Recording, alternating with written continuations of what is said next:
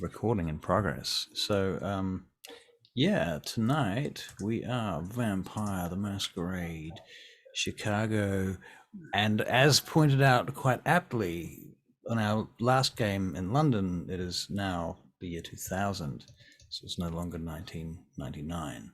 Somewhere along the lines, this begs the question, well, what happened with Y2K and all of that jazz? And I guess that sort of stuff was basically left to the retainers to worry about. Probably. Oh, just Mercy and her one retainer. One retainer, right? Who has been captured by the Sabbat. Right.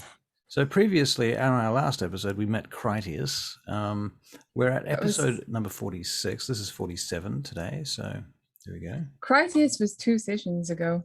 2 sessions ago? Am I that far behind? So we're 47, 48, 49? Hold on, let me have a look.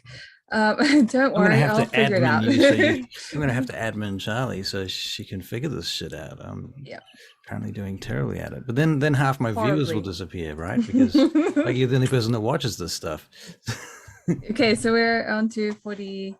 48, okay. All right, thank you. We will clear that up in no time. Very good then. So tonight in Chicago, who is who, first of all? Who wants to be who at the outset? I think I'll be Chased tonight. You'll be Chased? Oh, that's great. I'm going to be Mercy. All right. Then I will be Vincent. Yeah. You're going to be Vincent, okay. Yeah. And tonight, I'm going to be Michael Jackson. Yes, I remember that program. All right, so well, Vincent, yeah, he does return to Chicago. That is true. Touchdown, aircraft lands. By the time your box is wheeled into the hangar, you're awake and ready to rise, which I imagine you do. In the company of Tyler, who walks across the concrete hangar floor towards you under the wing of the Learjet upon which you have arrived. Behind her stands her bodyguard with aviator sunglasses and a suit, white shirt. He's got very fancy cuffs on his sleeves. Can I say that that Phoenix is not there, and I've got another retainer that's my personal. That does make a lot of sense, yes. Yeah, because Phoenix has just become a vampire and is in training. Right, everything has been switched around. No, yeah, that's fine. Yeah. Do you have a name for this retainer? No. No, you don't. Do you want me to come up with a fancy name quickly? Yeah, go on. Let's start with an ethnicity or a country that he came from. He or she, could be a she. We're in Chicago. We're in Chicago, but this is Vincent, so. So he would have been made more recently, so Vincent would have chosen someone more up to date. Okay. To make so he can be in this era and know what's going on. Does this particular retainer, is he all about business, all about social stuff, all about fighting, or all about what? Or is they a mixture of the things? It's a mixture of the things. Okay. It's a mixture of the things. Very good. And he deals with it. So, yeah. We'll come up with a name shortly. I'll go. You ever think about names? I'm going to go back to Charlie. Will you come up with a name? All right. Yeah. Okay. Well, Bells is first up. I don't remember what happened last time for her. Oh. Oh yeah, right. Was that even last time? Oh, they both went to the mall thing. So Mercy was there. Mall attacks. She was last seen at the graveyard. Maybe I'll play her because she knows what. And she was with Peter because he found the hole. Right. Well, Mercy, she's going to text Bobby and Al Capone with her phone. With what information? Saying that we all need to meet up as soon as we can, including Peter. Okay. Yeah. So Peter, Bobby, and Jason as well. And Jason Newbury. Bobby, Jason, Peter, and Al Capone. They all need to meet up. Okay. So Peter, that's you, right? Yeah. You get a message, Yeah. text message that says, you know, and does the message have the other people's names on it, or it's just them by themselves? Like, It's probably we need to meet up. I'll meet you at this location. right, but it doesn't say the names of all the other people. It's like when you blind carbon copy an email. Yeah. Right. Okay. Yeah. So you don't know there's other people coming to this meeting, Barry, when you receive this message. Okay. As far as you know. Hang on, is this after the graveyard? Yep. Okay. You're probably right next to me. Yeah. I That's was about to true. tap you on the shoulder and go, I'm right here. Yeah. I know. Okay. All right. So what did you find out? Because you touched the box. I did touch the box.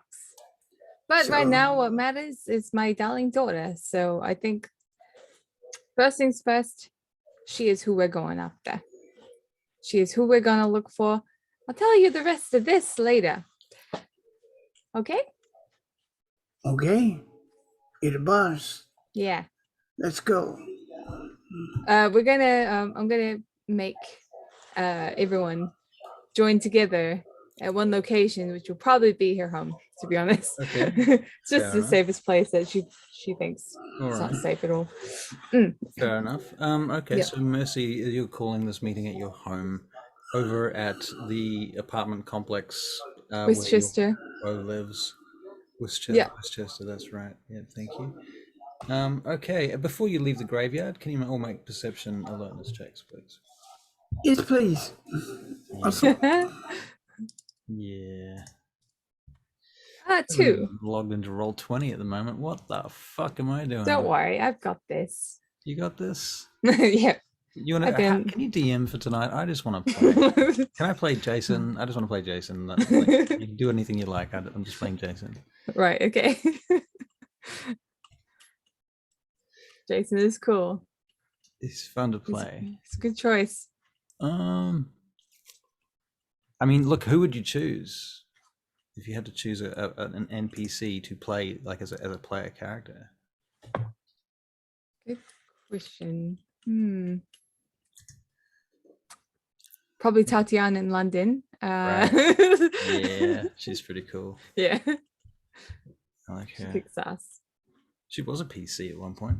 Oh, well, there you go. Yeah. Okay. So what did you get for your perception alertness checks? Here we go. 2. 2 successes, and Barry, you haven't rolled yet because I haven't rolled for you.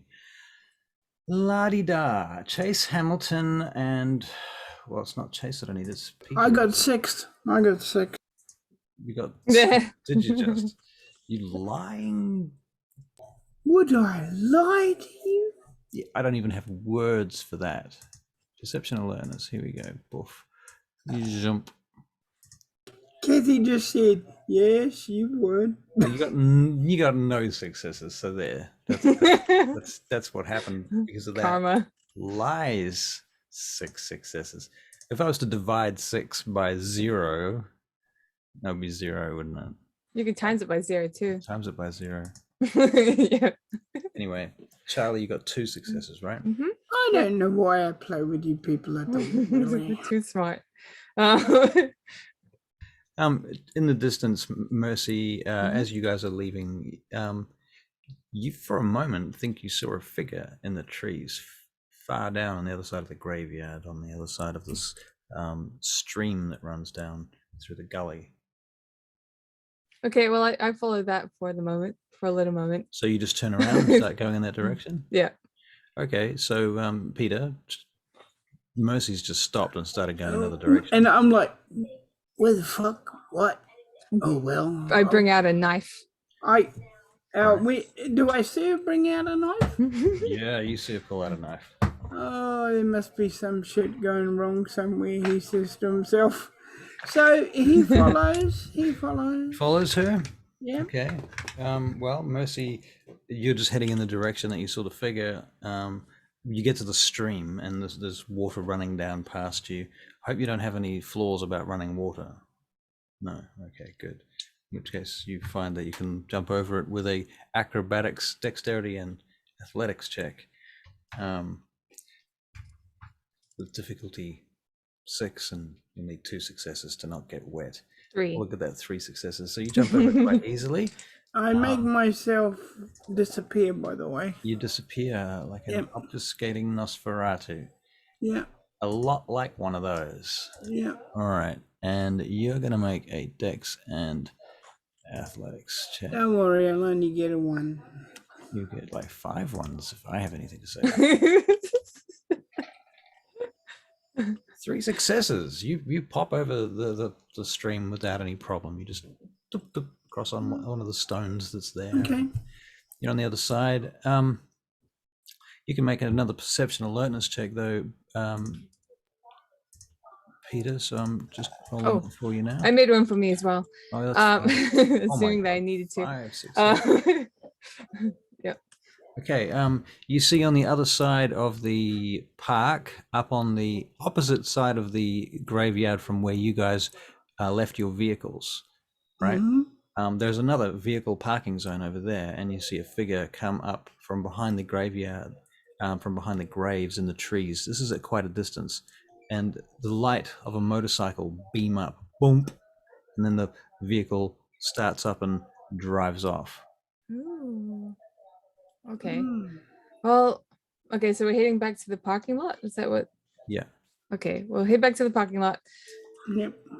How did we get here originally? Follow.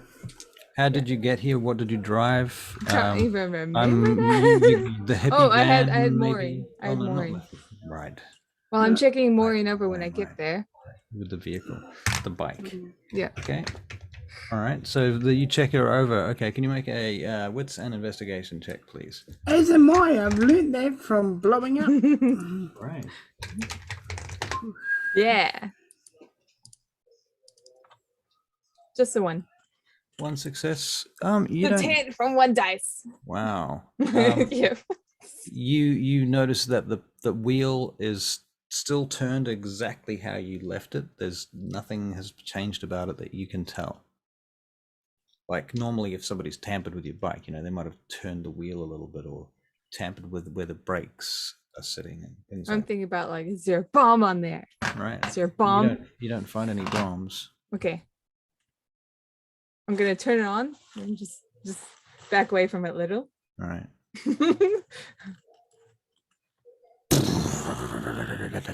Okay, good. I'll hop on. Explodes, you're all dead. Liar.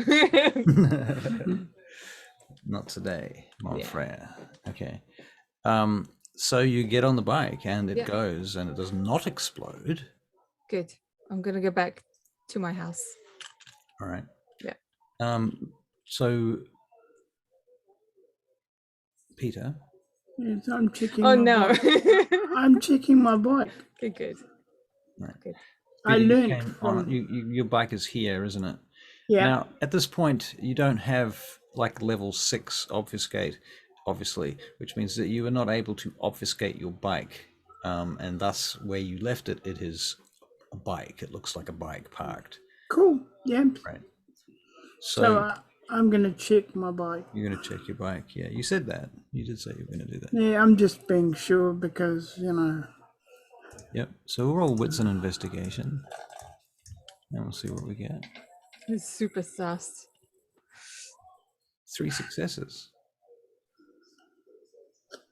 Your bike appears to be clean.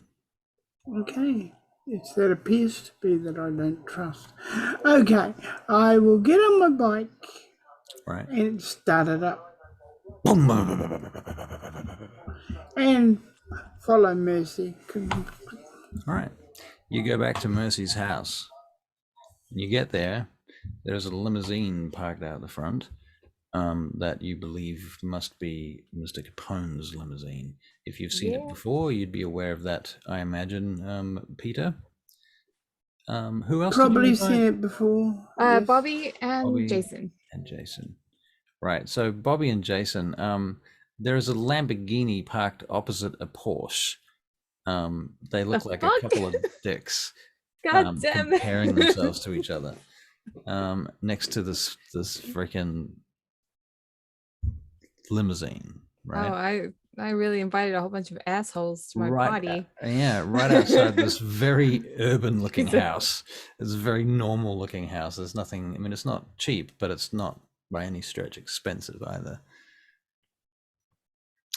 I'm probably like covered in blood still.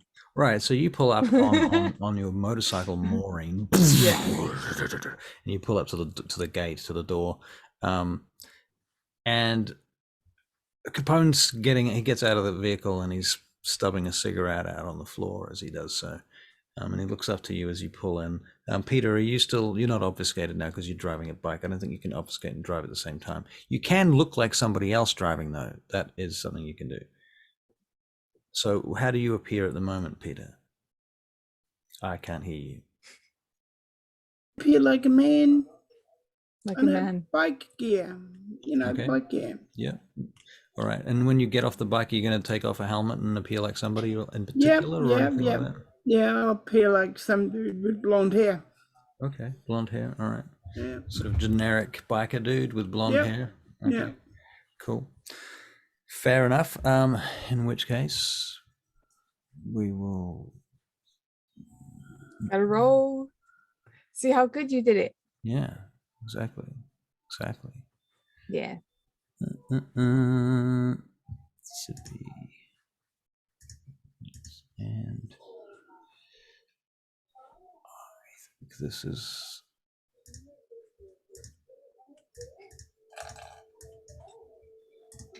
What do we get there? A success. So yeah, all right. So you look like a blonde dude. Very generic. Yeah. Nothing special. Probably a lot like you would have looked in real life, but the fact of the matter is nobody around here knows what you would have looked like in real life anyway, so that should not be a problem. Okay. But you're blonde. All right, so you get off the bike. You see Mercy getting off her bike. You see Capone walking towards Mercy. You see Bobby Weatherbottom and Jason Newbury getting out of their respective cars. Everybody's flicking cigarettes on the floor. Why did I invite everyone like this? So messy. All right. And they'll come walking towards your front door, Mercy. I'll open the door and let everyone in. All the gangsters. All gangsters. Yeah. And Mercy, can you make a perception alertness check, Mercy? Sure. Just one. Just one success. You see the curtain in the house opposite your house move on the second floor. Oh no. Okay. I hope he's all right. My heart. All right, that's fine. Come in, everyone. Okay. So everybody comes in and Capone's looking around your house and doesn't say anything. Jason walks in and immediately starts picking up objects. You know, anything vaguely decorative, he picks it up. If it's a statue or something, he picks it up and starts looking at it. I don't know what you've got in your house, Mercy, but a whole bunch of stolen gear. Well, it's not technically stolen. I paid very little for it, and people accepted it. Right. So that, yeah, that. Right. There's probably some kids' toys there still. Kids' toys. Yeah. Right. So there's right. Okay. So there's a whole kids zone on the floor, perhaps, with toys chucked all over the place. Is it tidy? Oh yeah, it's tidy. It's very tidy. Okay. So Capone walks in and you hear his boots stop as he gets into the main room. And he looks at you all. You can come in, just please take your boots off. Take your shoes off at the door. Thank you. Then come in. He just ignores that. He completely ignores that. He's like, no. Seriously. I'm like covered in blood. Seriously. He goes, you all right? You got shit on your face. Looks like blood. Yeah. Yeah. Anyway, come and take a seat. And I'll direct them to the dining table, still looking like a wreck. Capone goes and stands at one end of the table. He doesn't sit down. He just puts one hand on his chair. Oh, don't take a seat. I'm gonna. Okay, good. Right. Well, I invited you all here because I have a plan. Newbury kind of sidles up next to where you are, between you and Capone, and on the other side is Bobby Weatherbottom, who actually does take a seat. He pulls out his seat, sits down, and puts his feet on the table. Thank you. Almost, thank you, Bobby. Almost. Oh, he puts Please his feet take on the it. floor now. Good, thank you. Sorry, Thank he you. says. Everyone's been so rude, but that's okay. That's fine. Anyway, so basically, tomorrow is the day, sort of the day where the. Excuse me. Oh yes. Bobby says, "Is this place yours? You Yeah. get it for a good price here." I look at Jason. Yeah, she got it for a good price. What do you think? Oh, well, I'm thinking actually I could use a place like this out here. Is there many of these places still open? They still got like open homes out here that you can check out? They look at you. We could make it happen. If you I was want. like, I came a long way, all the way out here to fucking Westchester to have a talk with you about something I don't know nothing about. Right, yeah. I get here and you're talking about putting together some kind of fucking commune. I don't give a fuck about your goddamn commune. Tell me why I'm here. Right. Okay. So let's get down to business. All right. I would have preferred if you all sat down, but I guess it's not going to happen. Okay. So tomorrow is the day that we're going to get all our shit into action. Okay. So basically, there's a place. It's a production studio. We have the layout. We need to make sure that everything goes swimmingly. We might end up meeting. It might be Philippe Rigaud. It might not be. I don't know. Basically, they have my child, they have Mimi, and they're going to go there tomorrow. They're going to film their advertisement. What I want to do is I want to make sure that as soon as they go in, they can't leave. So that means I'm going to need people to keep an eye on the outside, on the parking lot, on the roof, because I don't want them to helicopter in and out or whatever. Also, we need to make sure that. Well, why don't you get anything your under the guy ground. Chase on that whole helicopter thing? You park him on the goddamn roof. Ain't nobody gonna land then. That's true. Although it would be nice to have, say, people with the ability to take one down if we need to. Well, you know what? You can get a chopper with a fucking missile on it. Okay, that'd be cool. Anyway, we also need to make sure that they can't get out of there under the ground. Like, I don't know if there's like Right. train tracks and shit all over the place. They Yeah. might have one under there. This is probably. I can look into that if you give me the address of the place. All right, I'll give him the address. Here you go. All right. Okay. You did some good work here, by the way. I have to say, this is not bad. Thank you. I really want to get my kid out of there. I see that. And I will do anything to do so. Yeah. Anything. Yeah. Right. This is all about that. I see that. But so basically, tomorrow, I look at Bobby and Jason. Mhm. We need to go there. This is our moment to meet with them. Why are we going there, says Jason? You know why. It's because they want us. The Sabat want us. And that's To why join you're their here. ranks, so I'm That's why the bait. Bobby's You're here. the bait. Okay. Tomorrow is the night. Well, is there anybody else, any other like-minded individuals we want to bring along who could be, bait as well? Honestly, Safety I in think numbers? Or are think we're probably best to be bait, but we can get more people in to make sure that we have the ability to leave, to get out of there. So right. that's why we have Tell me about the Peter location. here. Yeah, tell us about the place. Okay, so the place is, I'll explain what I had seen of the last session anyway. I went in Right. Yep. and sort of made sure I knew what it looked like and everything. Yeah. I kind of think it'd be a good idea to get someone in during the day to hide weapons that'll benefit us. So when we go in, we don't have any weapons. I don't know. Might be worthwhile. If we are weaponless, then they know that we mean business. You got a time schedule on this whole thing. Are you sure the vampires are coming in, or are they using ghouls for this? The thing is, I have no idea at all. Well, what time are they coming in? Do you got a schedule? I should have a schedule, seeing as we interviewed that guy. Right. Yeah. And he knew when this was happening. and when they would come in. Right. Apparently, their appointment is at 4:30 p.m. 4:30 p.m. It's really cutting it fine. Wait, p.m. Wait, no, that's the opposite. Cutting it fine. Okay, so they're coming in. They're coming in early then. Interesting. If they're coming in early, then they could come in waves. Hmm. You think about that. That's what I would do. I would send in my retainers in the daytime, clear the place up, check it out, make sure everything was spot on, and then I would come in after I had the all clear. Okay. But, is there a way that we could make it seem like they've got the all clear? Yeah, I guess. We just don't show ourselves. Okay. We stay in the building. Well, what we can do is we can go in the night before. This is the night before. It is the night. Well, then we're going to go in tonight then. Okay. And we're going to wait inside the place. Or we or whoever. I don't know. You know, you have to make up your mind who you want to take inside there.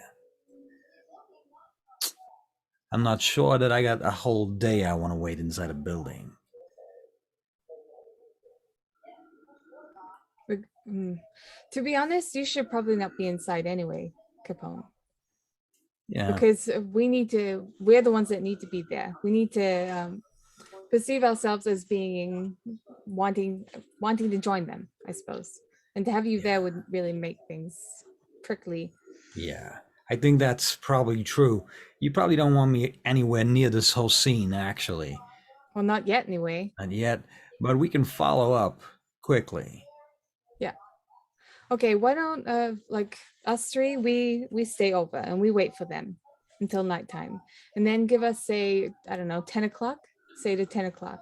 If everything fails, what you need is deniability of anything that happens. So if I come along after the fact and start shooting at them, they're going to be wondering, well, how the fuck did he know that we're here? Well, I was following you. I've been trailing you.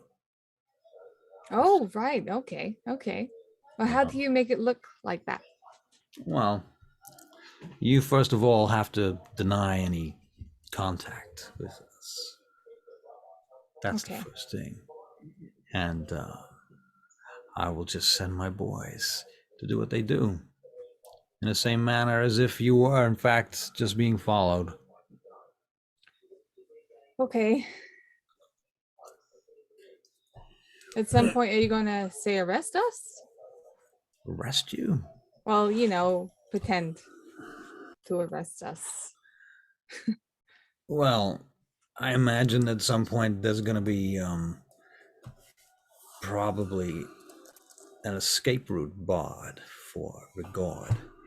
I think so too. That's why we need to lock the place down, tight as anything. Yeah.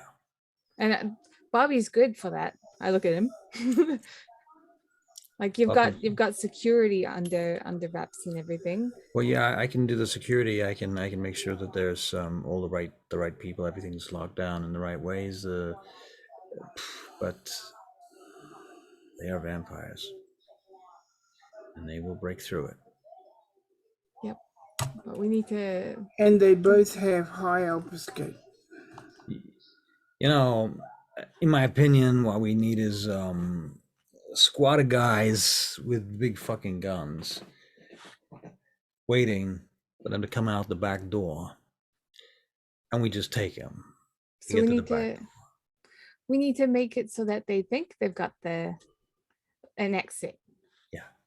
Interesting. Yeah. Exactly. You got to funnel them. Say, come, we'll take you. We'll get you out of here. Okay. And then you lead them to a truck. And that's that. Goodbye. Okay. Game over. Do you think I look at the others? Do you think you guys can handle that? We can come up with an exit strategy. Well, we got to check out the place. That's the first thing. What you said that we don't really have a lot of time. Yeah, so it's for a that. studio, right? You got a studio. This is Sachi. Is that right? Okay. Hmm. All right. I haven't really dealt with these guys before, but I'll check them out. We don't have a lot of time. We got tonight. Tonight's the night before. When it was, so it's tomorrow that they're gonna do the thing. Tomorrow. Fuck. Okay. You couldn't have told us this any earlier, right? I am sorry. I've been quite busy, as you can tell. I'm sorry. I don't normally look like a person covered in blood, but Yeah, you look filthy. That's true. thank you. Capone walks over to the kitchen and throws a sponge at you. So who does? Capone. Oh, this is my kitchen sponge. Yeah, well, this is my kitchen hand for throwing sponges. Okay. It's not gonna help. I will go upstairs and have a shower after this meeting, okay? I don't care what you do after the meeting. Anyway, tomorrow Tomorrow. I will have my people on standby. Should we go over there now and stay there? Like we discussed? I ain't going in. So I think that you and your people, your Chicago Queen Coterie people, need to do this. You can't put too many people in there anyhow. Yeah. What you got to do is when my people turn up outside, you got to tell these guys that you got an exit for them. Right, okay. So all you got to do, be there to give them the exit way. Right, we'll come up with the exit. I think that if we're gonna get the other members of the coterie in, The they exit's should be going to on be your the truck side. at the back door, all right? I'm going to make sure there's a truck at the back door, and it's going to look like it's the way out. When they go near that truck, we are going to take them out. That truck is going to be loaded with so much C4. Don't go near the fucking truck. If you do go near the truck, you go around the front of the truck, okay? There's going to be a shield that will, like a blast shield. Okay. Stay at the front of the truck. Okay, front of the truck. The other 3 sides are going to blast out. This is so much fun. Don't you think, Jason? I punch him in the arm. Jason smiles slightly. He goes, yeah, this is fun. All right. It'll be fun, all right. I really think the other members of the coterie should be, I think you should get in touch with them and they should stay with you instead of being on the inside with us. All right. Because they want to speak to us. Peter what about here. Your Nosferatu friend? Is he going to come with you? I think he should be on the inside too. Yeah. And you can obfuscate, so like you've got that. You two can work together. That seems like a genius plan. Okay. Get in touch with the other members of the coterie, right? Yeah. And I'm gonna get you some toys too, says Bobby Weatherbottom. Toys, huh? Yeah. Explosive toys. You're such a bad person. Thank you. He says, no, I'm going to get you some trackers in case you have any chance that they're going to escape. So put trackers on them if you get a chance to. Even their vehicles, if you get a chance to. Make sure you get all their number plates, any information that you can, just in case they get away. Because they're vampires. They might get away. Yeah. What else can we get you guys? Do you have any requests? Well, you're going to be with us. Inside? Yeah. Fuck no, I'm not going inside that place. They want you, Bobby. They want me? Fuck. They want you. All right, well, if that's how it's going to be. All right. So where am I supposed to... Jason pats him on the shoulder. Yeah, sorry. Where am I supposed to be when this is all going on? Well, I think you should stay inside, but not exactly with us. Stay hidden. Be inside, but stay hidden. This is your chance to snoop around, says Newberry. Get inside Sachi and you can go anywhere. You should go to the security room if you can find it and take over. Yeah, I mean, they might be using the cameras there. I don't know. I mean, they're pretty smart. Freaking smart assholes. They're very good at leaving. I'll ask my people if there's any way underneath they could escape. Yes, please do that. Also, we need to, like, are there any buildings that are close by that they could use to, as a means to escape, go from one building to the next? We need to make sure that they're confined to this building. I'll do that. Okay. Well, Capone and Bobby Weatherbottom, they get onto some of the stuff, locking down the area particularly. So the question is, in fact, Capone says to you, so the question I got for you now is how you want to do this. Are we going big or are we going very, very small? I mean, I can lock down all the streets in the whole location, but that's going to be a big cop presence. Well, I kind of think we need to stay small for the Yeah. time being. Right. So we have a couple of cars parked up in different places, some black vans just hidden where they can't be seen, ready to burst out at any time. Yeah. All right. Well, we can even we'll make sure that we've got the kid, and we'll make sure that we're having a meeting before we're able to contact you, and then you go in. The kid's top Take 'em. priority, right? Yeah. So the kid's top priority. Although if we can get them as well, problem solved. And I think this is what we need. We need both her and we need them. Okay. Because they're the big Sabat fucks. We got to make sure we get them. I mean, that's our job, right? That's our job. So yeah, let's go. Go, I'm so ready for this. All right. So Let's go get him. what time are you guys, what time were you planning to make this entrance over there? Okay, well, Oh we yeah, need where the to, bottom hands out headsets to you guys too. right, yeah, thank you. Oh, Tells you how to use them so that you use the least amount of battery as well.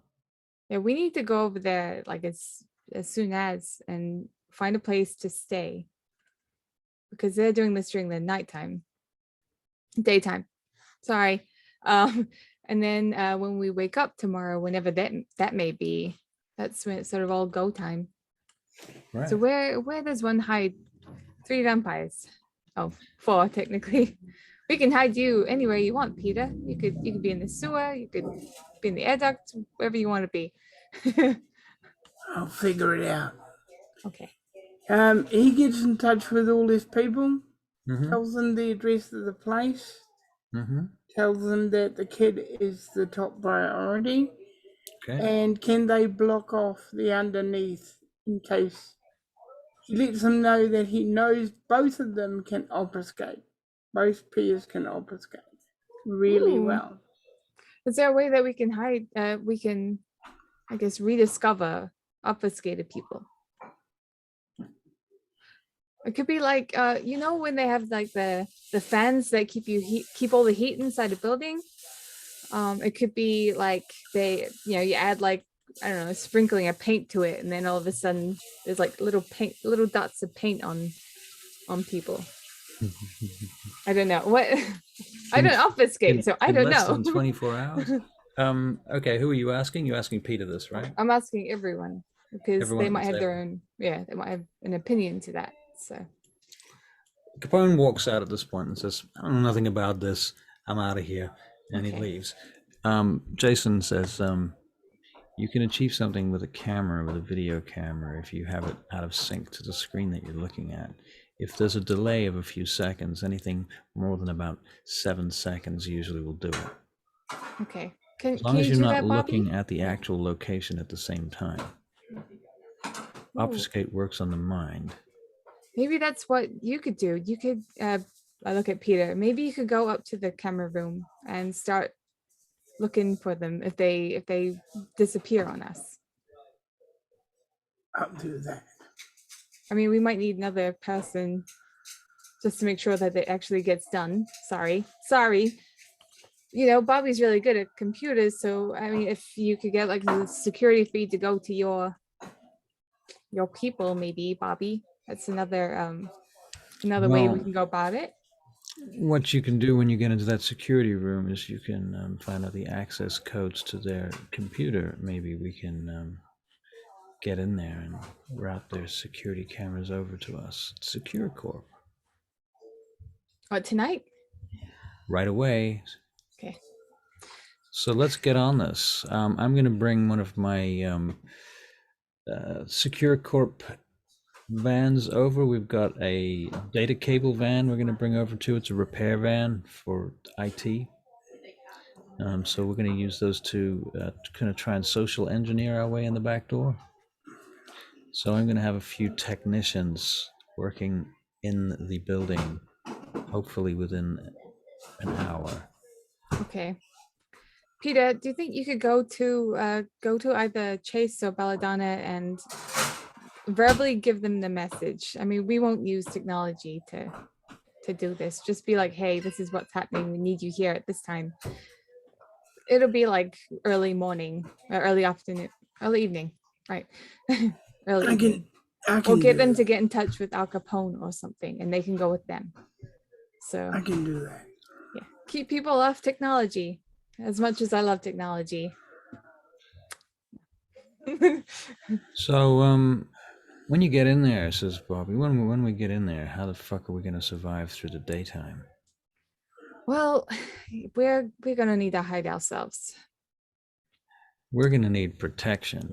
We're going to Yeah. need to make ghouls out of these fuckers. I think so.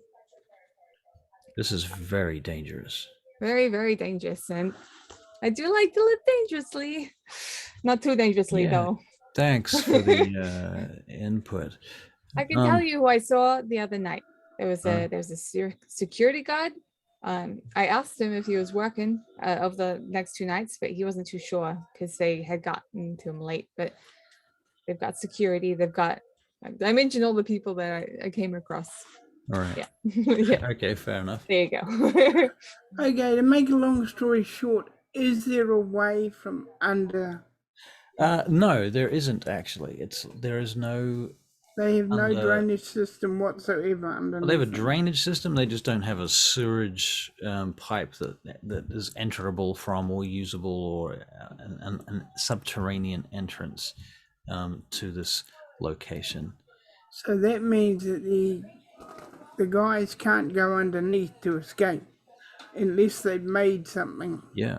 Well, already. So what you are now learning, the information that you are now receiving, is that at the location, the building itself is 3 floors high. It's wedged between 2 other buildings that do similar types of advertising and media type work on either side of your main building that you're going to, Sachi. The front of it is a 3-story high glass edifice with a very stylish logo printed on a big sign out the front. When you go inside the front, there's a big statue, some sort of corporate bullshit, big twisty thing made out of metal. That's trying to look impressive. And then there's the lobby with a desk with 1 person at it usually, and a security guard near the elevators. The elevators go up and down, up to the 2nd floor, which is where they do most of their television work, and the 3rd floor where they do things like special effects and certain amounts of post-production up on the 3rd floor. On the ground floor, however, behind the lobby, there is a corridor that goes down to a staircase that leads to a green room and a studio. That studio has a door entrance that comes out on the street, and if it's open, you can open the whole studio out onto the street and park trucks right up to the back of the studio, so that the floor of the studio is level with the back of the trucks, so it's easy to get shit on and off the trucks. That's basically what you're dealing with. See, like the fact that the buildings are so close to each other, it causes me worry.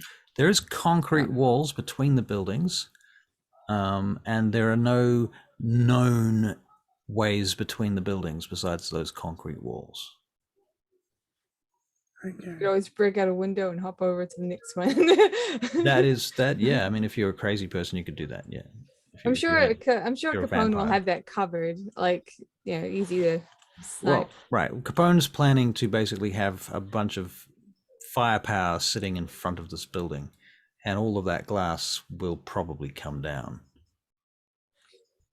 If we can make it so that the top is, well, the roof is blocked off too. It's one less exit for them.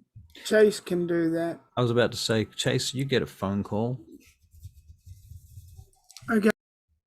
Hello? Good evening, Chase. My name is Tyler. Have we met? We haven't had the pleasure, but I was wanting to meet you. I just haven't had the time with the coterie stuff going on. Very well, that's fine. My request for you is that I have been given charge of a particular gunship this evening that I'm requiring a pilot for. I've been told that you are the one for this job. This is and she tells you the make and model of the chopper, etc.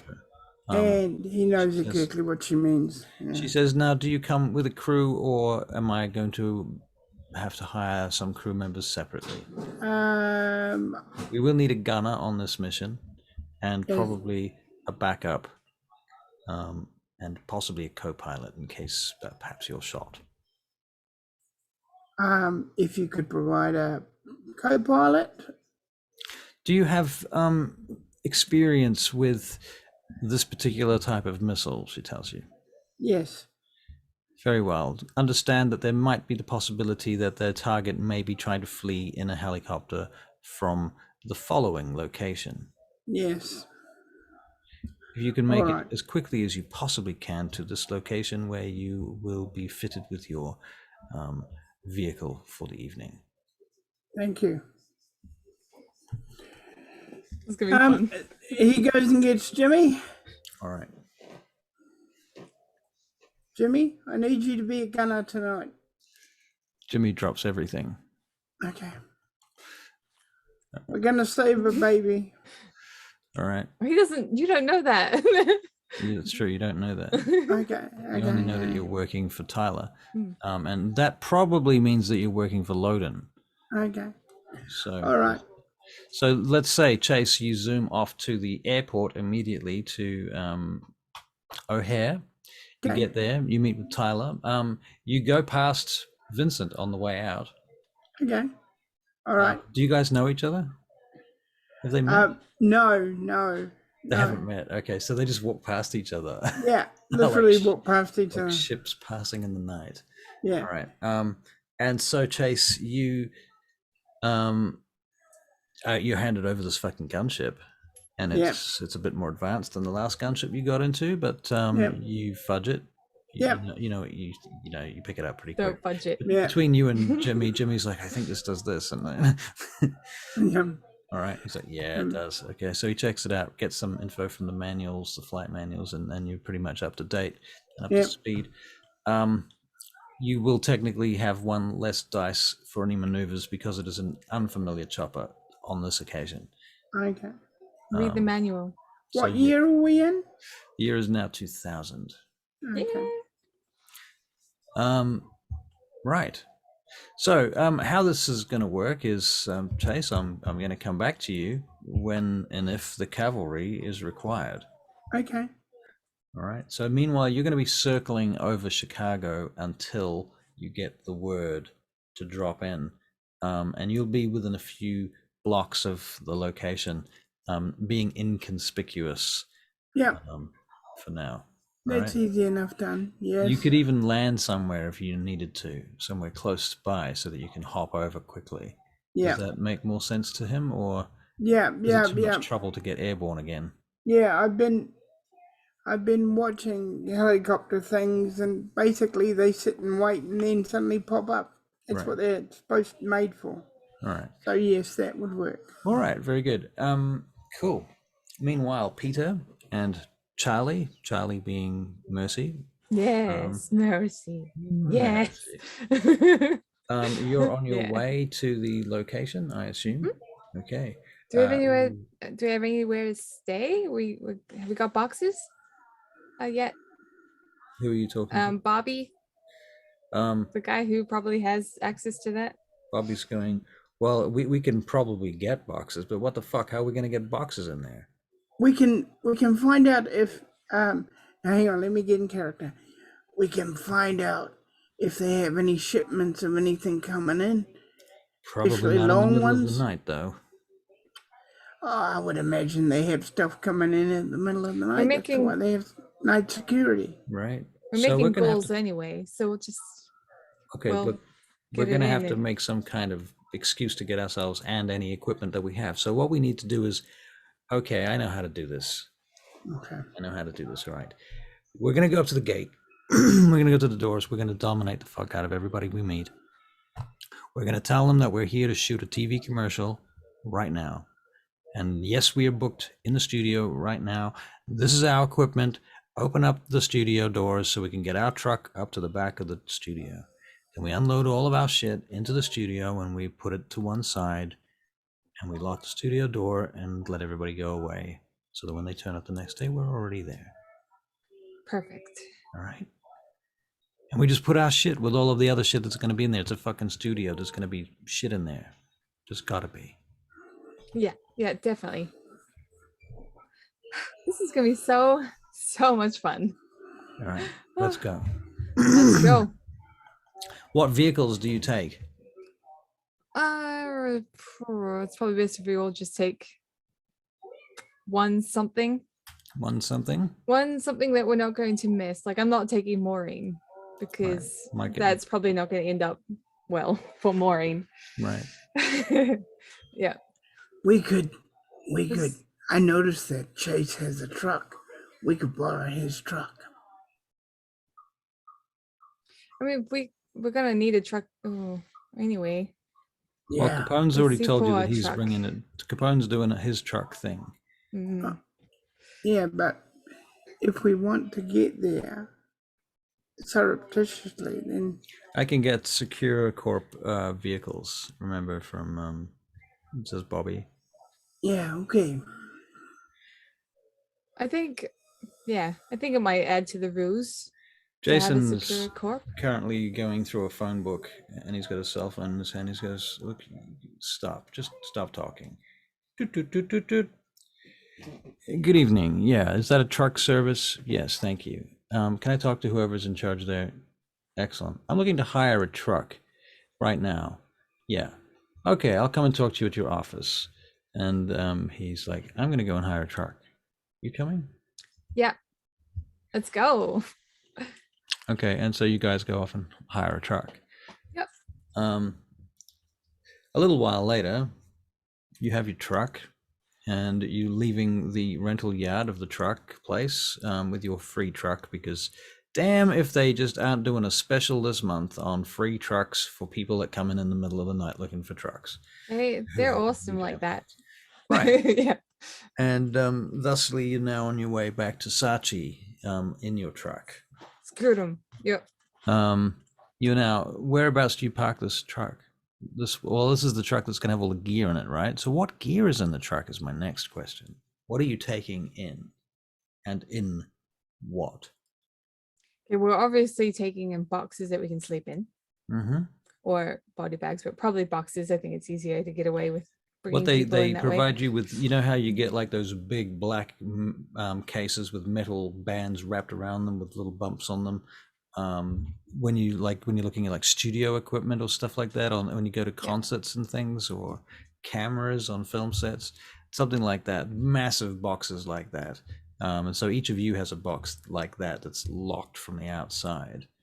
Gonna take I think we should take some weapons, but we shouldn't keep them on our person. When we go in, we should probably hide them somewhere.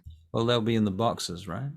Oh yeah, but just in case we need them, they could be elsewhere. They could be in the bathroom or something. If we really need a weapon, it's gonna be in there or something. I don't know. Right. Okay. Being so- over prepared is better than not being prepared at all. All right. Well, in this case, you get to the place anyway with your boxes, and the truck parks up and is backing up to the back of the studio doors, and there's a guy outside going, "Hey, stop, stop, stop!" And Jason gets out of the front of the truck. And he Watch looks over Bobby. at you, goes, "Mercy, why don't you do the honors?" Okay, I'll help out. All right. Hello. You can't park here. This is studio parking only. You can't park here. We don't have a booking for anyone right now. We can park here because we do have a booking. You make your magic dice go. Yeah. All right, magic dice. I just need to figure out what the roll is. Excuse me, please, while I figure that out. Manipulation, totally. Manny. Leadership. I need more leadership. Everybody needs more leadership. For sure. You do need more leadership. You need a leader that. Oh, can 4. lead you. 4 successes. Yeah. Okay. Oh, you have a booking. Oh yeah. I forgot about that one. Oh fuck. Okay. Sorry. I'll get the gate open immediately. Come on, get the door open up there. Jack, have you got the keys? And there's running around, opening the shit up, and next thing you know, your truck's parked up to the back of the place. So, what's the production you guys are at anyway? It doesn't say anywhere what it was.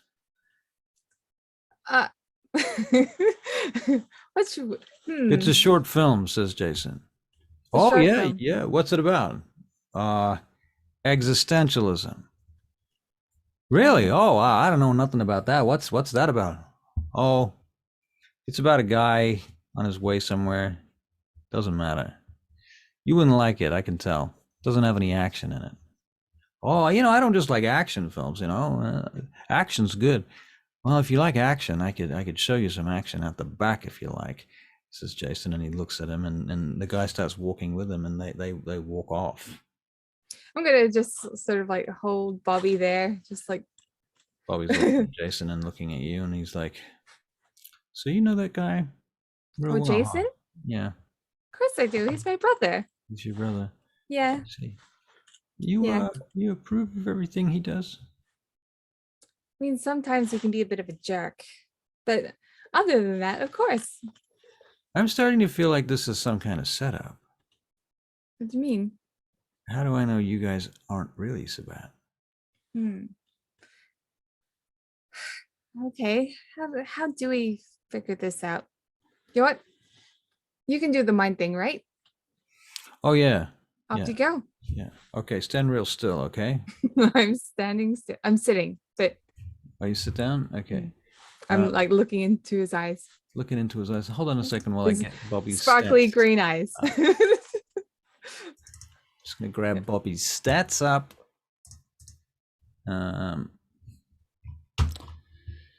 Bobby Weather. Come here. Search. Excellent. Bobby Weatherbottom, the Hurricane. Bobby the Hurricane. He's probably named himself that, and no one else uses it. Right, exactly. That's like one is internet name. Okay. Come on, Hurricane. What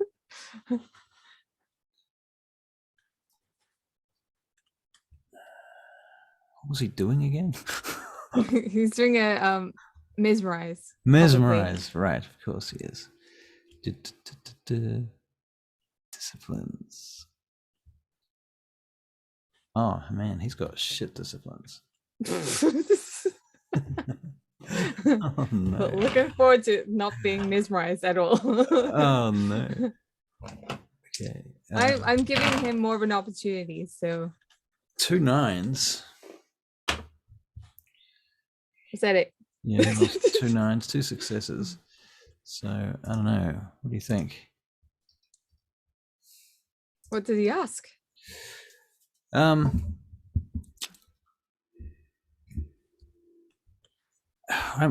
lost. I've lost my train of thought. I was looking for Bobby's stats and I lost where I was. What's going on? Okay, basically what he's trying to do is he's trying to figure out if it's a sit up. Right, just trying to sit up. Right, yes. Okay. So he's looking at you and he's really just trying to see if he can read your mind, really, isn't it? That's the main thing. Yeah. He doesn't have anything. Okay, so he looks at you and he gives you this quizzical look. He's like, okay, stand real still. Okay. Okay. Yeah, I can't tell. I got no idea. I got nothing. Mesmerize me. Come on. You can do it. No, I can't. What do you mean? What do you mean? What do you mean? I can't. You actually can't? No, I can't. Hey, can I offer something here? Jesus Christ, you gave me a fright, says Bobby. Can I? What I'd like to say, if she was Sabat, she wouldn't be saying, mesmerize me, look in my head. None of that stuff. Bug. Unless she already knew that I They- couldn't do it. Does she know you that well? I don't know. Who knows what she knows? If she was Sabat, she might know all sorts Oh of shit. my God, we have to get on with this, man. You're either with us or against us. One of the two. Make up your mind. I haven't got all night, you know? He's like, no, you know what? I trust you because you're part of the Chicago Queen Coterie, and that was the whole point of you from the beginning. That is the truth. And, you know, they do have her baby. That's true. Yeah. That's true. Okay, so we're in. I can't What do we believe you do? can't. I can't believe you can't mesmerize me. Well, So what can you sorry. do instead? What? Okay. What else can you do? Like, okay, you're an adventure, right? So, like, I know what Jin knows, right? So, like, Jin was very. I'm He not could like Jin, awe me. right? I'm not Jin. Can you awe me? Can I awe you? Don't make the man uncomfortable. He awes you. And let's see if he even does awe you. Let's see if he even awes you. It's I purposefully made him to suck. charisma and performance, is it? Yep. Charisma. Difficulty 7. Okay. Oh no. A 9. He actually awes you. Wow. So, you know, what are you asking for? Mercy, he's a computer expert. That's what they want him for. Doesn't matter if he can awe you. He lowers his Really? head, kind of a little bit defeated, as if what he's saying is in fact true. I mean, Look at that. Look at that. Look at that face. I can see him. There's more to him than just computers. Yeah, but it ain't fucking superpowers. Who cares? Yeah. You know what? I like you for you. Your Well, that's sparkly good. eyes. You're lovely. And Thanks a you're lot. always so kind and you give me things and Can You're we lucky. get on with this yeah, shit? people don't really please? give me the time of day, but you gave me all the time of day. Oh, night. Time of the night. I do Stop too, it. but she doesn't care. Huh? Right. Yeah, we Mm. really gotta go. I keep Yeah. looking at him as I leave. Yeah. Okay. Jason comes back a minute later with his new friend. He says, "This is Sammy. Sammy's our new friend." Sammy's looking paler than normal. Sammy is a little paler than normal. Sammy's also very pliable right now. So if you want to know anything about, well, anything around here, or you need Sammy to get anything, Sammy's very helpful.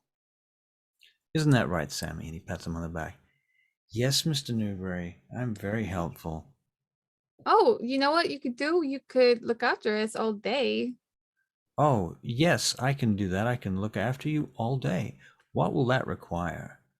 You being up all day. Also, if you could take over whose ever shift it is next. You could do a double shift or even a triple shift. It's really nice of you. Oh, I see. And just do it for free for them. Yeah, Okay, I can do that. this is fun, Jason. You gotta teach me how to do this. I want to Oh. know this. I'm sure you do, says Jason. He's like a sponge. To all that, I disappear. You disappear? Okay. Yeah. All right. You've disappeared. What are you doing now that you've disappeared? Just What, hanging? what am I doing? I don't want these guys looking in my eyes. Not even for 5 seconds. Okay, so you're just invisible, basically. Yeah. Right. Yeah. But you're still here. Yeah, I'm still here listening to all their chatter and Okay. carry on. And So Jason says to you, so what are we doing with all these fucking guns then? Okay, well, I don't use guns, ew. You didn't hear that, by the way, Sammy. You did not hear anything about guns, nor do you know anything about guns or our connections to them. Well, I think we should hide some. Also, we should, well, you guys should keep me on your person. Well, have a few around, let's say. What are we gonna do with like all the guns in the world? It's ridiculous. I don't like guns. I've got a question, says Jason. Mm. What happens when the crew turn up tomorrow night at 4:30 Mhm. and they want to shoot their TV commercial, and they got a bunch of gear, and they're going to want to move it into the studio? We need to make sure that our gear is right out of the way. Okay, let's find a place to put our gear. Maybe empty a room Yeah. or something and put it in there. Yeah, Sammy, you can find us somewhere to put our gear that's not going to be noticed or upset anyone. Okay, you tell them it's a part of a production that's going on and you've got it all under control. Sammy's like, okay, I can do that. Good plan. And so after a little while, Sammy comes back and he says, there's a room behind the server room upstairs where we can put your boxes, sir. Perfect. Good. So Sammy, perhaps you Help want to us. Help carry us the carry boxes. it. All right. See, we think alike. Jason says, Sammy might need he might appreciate something warm And something Jason-y? I don't know, or perhaps something mercilessly. Mercilessly? Mercifully. And all my poor Nosferatu is doing in all this time is thinking, oh my God. Oh my God. Am I well, Loden told me I'm only allowed to make only allowed to have 3 ghouls, so I can't really, giving my blood away willy-nilly. You're only allowed 3 ghouls, so Jason says to you. That's what Prince Loden told Jin to tell us. So yeah. Jason looks at and you. I have 2. You got 2. Well, you don't have to keep them forever. Oh, I do. You do? Why's that? Mimi, and now Kitty. Well, who I'm saying is your new niece. I'm just saying you don't have to keep all these ghouls forever. Especially if you were to make Sammy here one. He might not even be a ghoul by the end of tomorrow night. He might be in an entirely different state. Okay. Oh, that's true. You might be a pancake, Sam. Do you like pancakes? Yeah, I like pancakes. Well, there you go. You're gonna like the state you're in tomorrow. I give him my blood. He thinks it's great. Of course he does. Of course he does. Yeah. All right. There you go. So good boy.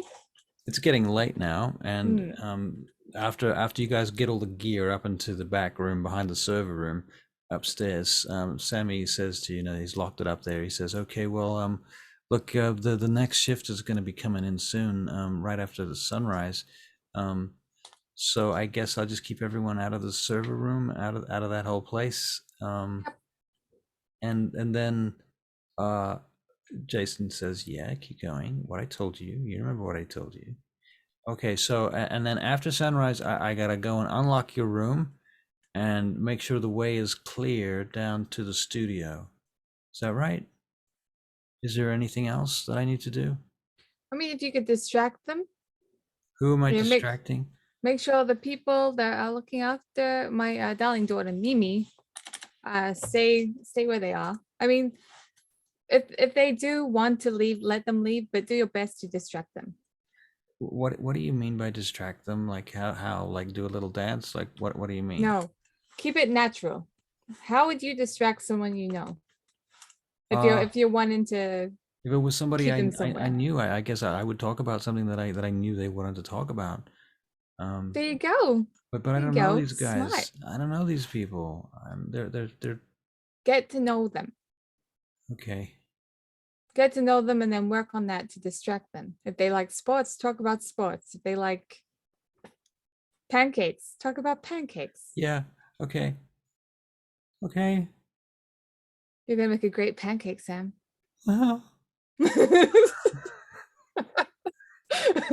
Ask him where the security room is.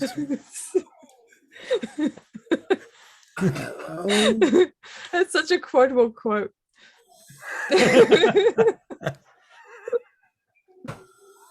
Sorry. Barry. Sorry, Barry. You're being so sensible.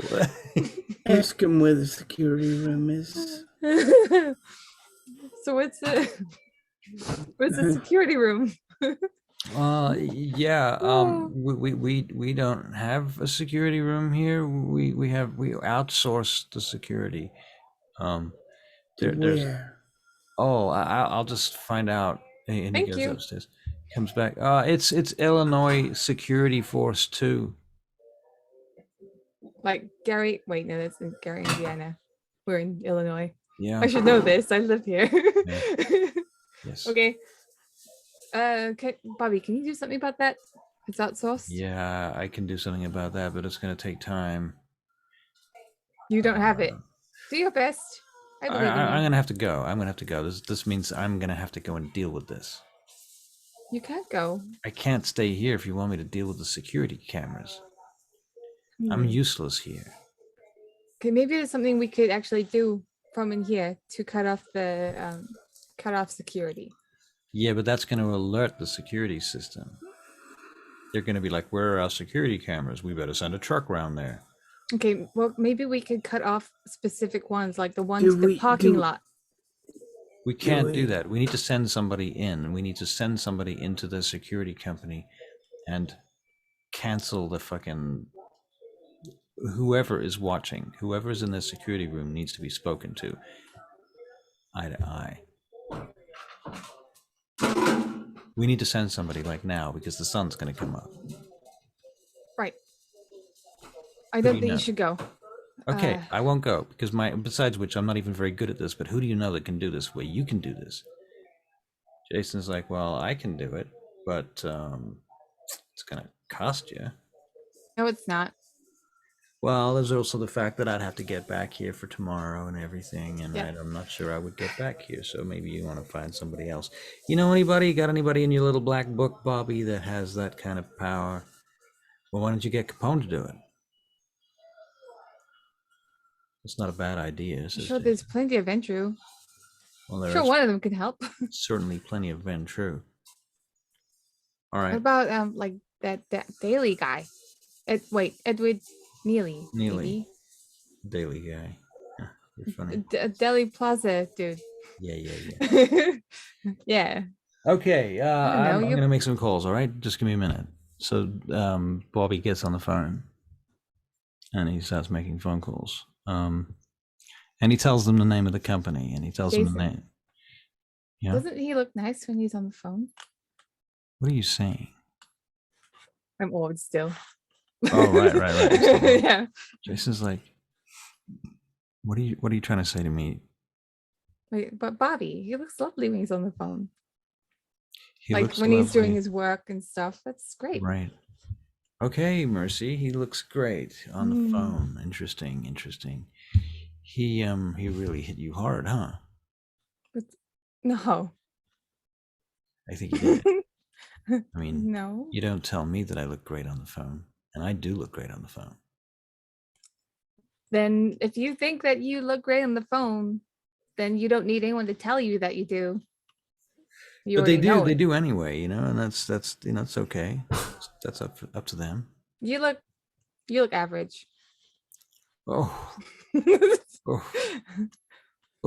I'm hurt, Mercy. Hurt. And your little cards, subpar.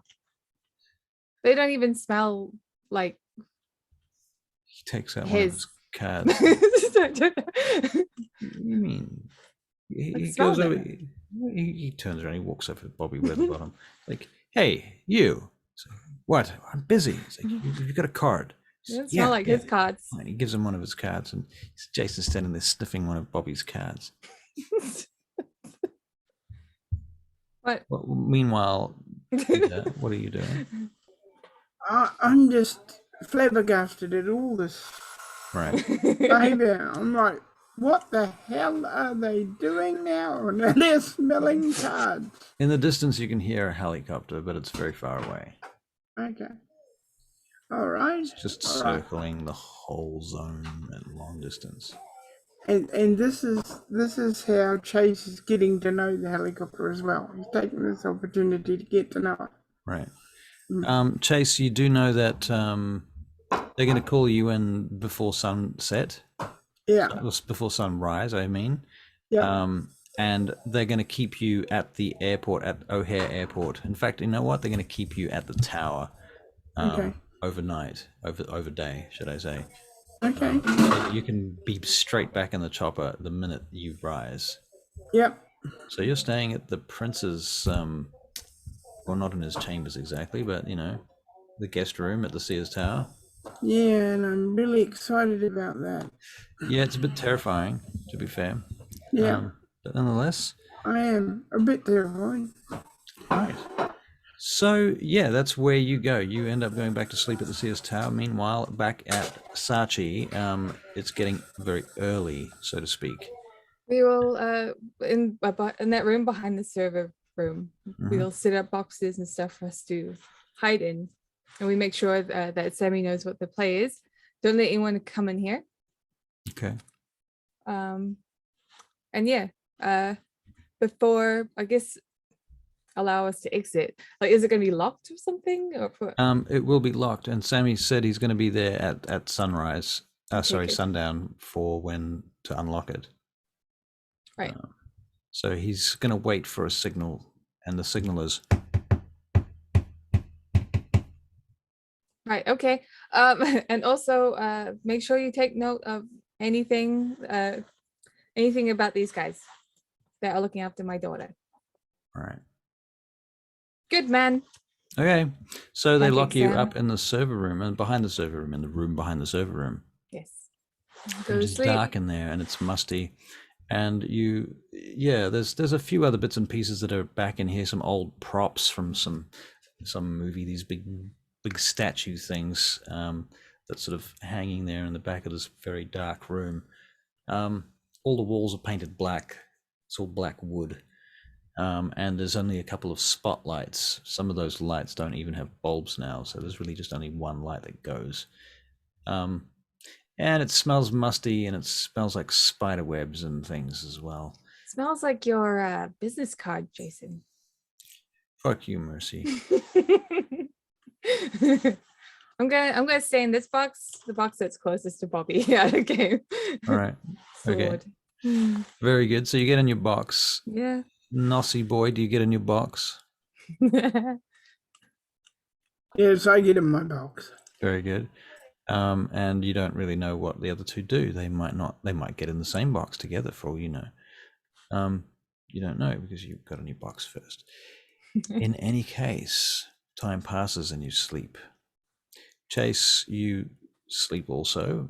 The day passes overhead, and all the ghouls run around doing their busy things like roaches and ants, and the mortals pass their day away, and then the sun sets once more, and Chicago is turned over to the vampires. Yes. Chase, you are immediately woken by a retainer with a Secure Corp logo on his badge. And he says, "Please come with me to the roof." I go. Are you ready?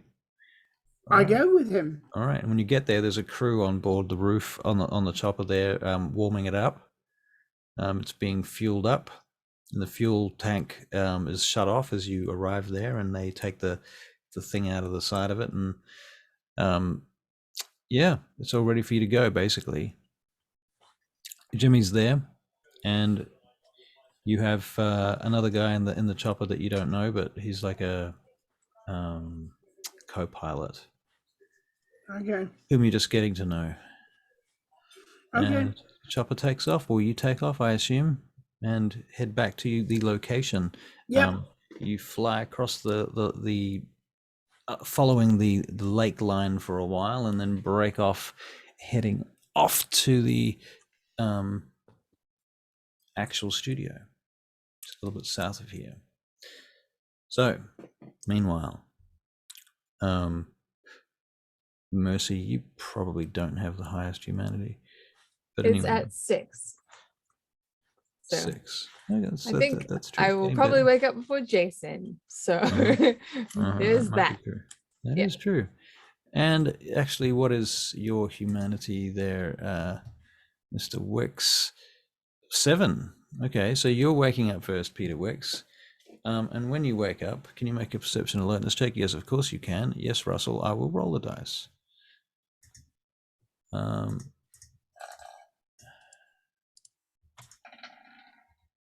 Ooh, 4 successes. Okay, when you wake up, you're in your box. Are you obfuscated in the box? Do you obfuscate immediately? Right, obfuscate immediately, yep. Okay. You can hear coming from outside the box. I open the lid very carefully. Very carefully. Okay. Perception alertness. This No, is that was not like- his. Wait, This is not his lifetime, is it? Dex and stealth. Dex and stealth. That's what we want for this. Because you're opening it very carefully. You should be good at this. You're a Nosferatu. I really should take that into account. 1 success plus Nosferatu bonuses of being a Nosferatu.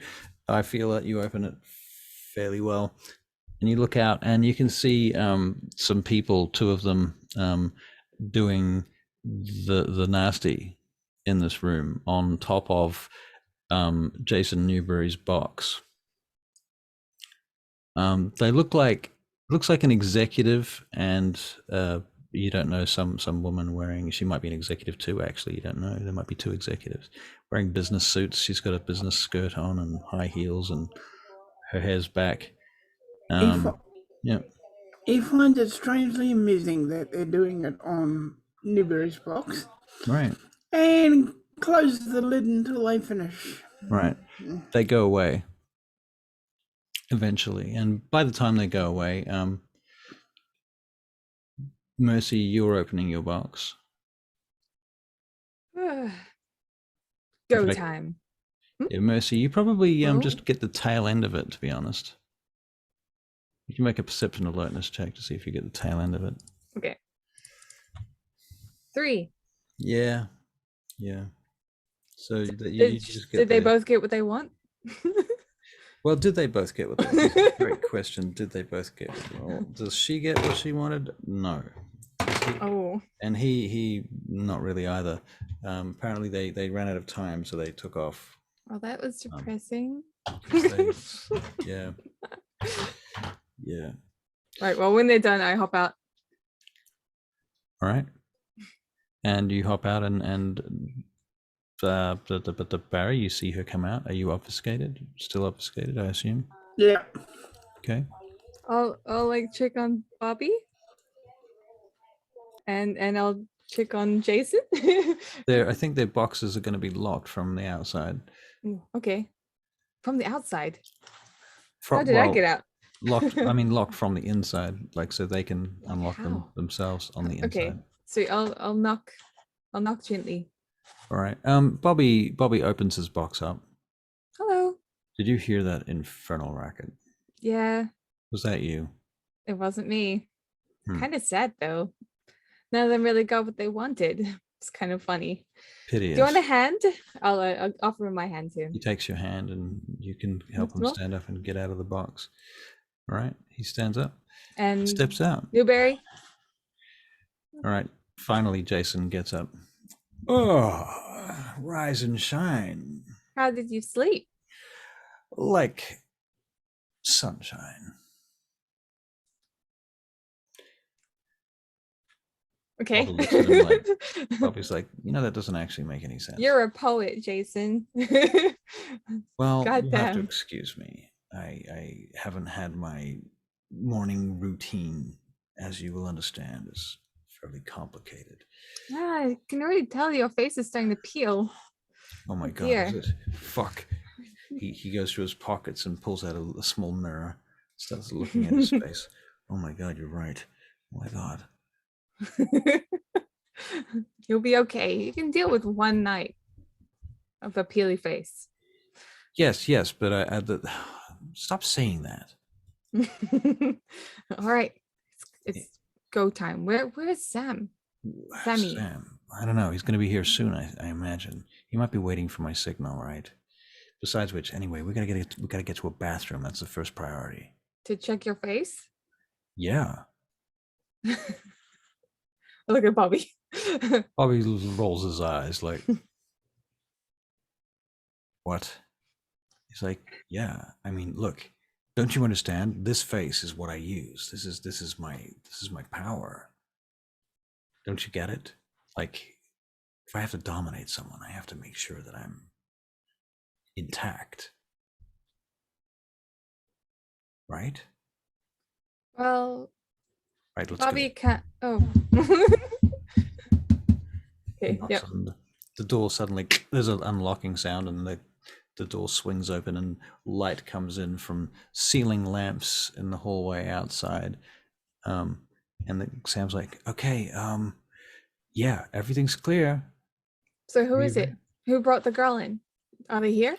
Well, they got a truck downstairs, and they're bringing in sets and furniture at the moment. They got a couple of people down in the green room, but I didn't really get a good look at them. I think there's a kid there, red hair. Green girl. Let's go. Red hair. Okay. Did they dye her hair? Assholes. I don't know. She probably suits red hair. Let's go. Yeah. Okay. Get out of there. All right, and you go down and Yep. you get to the door of the green room, and there's a security guard standing outside there. He's like, hey, can I help you? Hey, you could piss off. Dominate? Yeah. Check, please. What was the leadership score? It was like target's willpower, right? Yep. All right. Oh, Six. just the one. Just the one success. He goes, no, I don't think I'm gonna piss off. No. Jason. He goes, who are you? You on the roster? Yeah. Jason comes walking over next to you. Hey, sir, what's the trouble? He says. Are you two, you're looking to get in the green room right now? You realize this is booked for and he says the name of a client. Jason says, well, as it happens, we might have a double booking situation, and I'm gonna need you to let me in. And the guy's like, oh, okay, yeah, that does make sense. I heard something about that, I think. Yeah, you guys better go in. And he opens the door to the green room. You see, can you make a perception alertness check, please, Mercy? 3. 3. There is a little girl in the green room with red hair playing with blocks on the floor. And sitting across from her, you see a blonde woman. Does this blonde woman look like a bitch? She does look like a bitch. Asshole. All right, here we go. Looks like a real bitch. Right, I'm gonna walk She's- forward. The woman looks over at you and suddenly stands up and steps back. She looks down at the kid. It's okay. Who are It's you? okay. I'm Mercy. Is the little girl Mimi? Okay, suddenly, the blonde woman whips a pistol from behind her back and starts firing at you, Mercy. We don't even have weapons on us. She's just bang, bang, bang, bang, bang at you. Dex and Dex and dodge. dodge. Yeah. 3. 3, okay.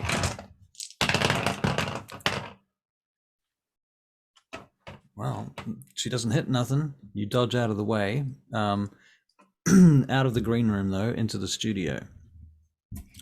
And suddenly there's this shouting and all sorts of shit going on. Hey, won't you just calm down and talk to us? You can hear scuffling. And what are you doing, Peter? Can't hear you. I'm coming around behind the blonde woman. Okay. She is picking up the child. No, she's not, because No, I'm going to attack her now. With what? With a shotgun to the head. Oh, okay. Bang. Okay, Yeah. so Dex and firearms, I guess.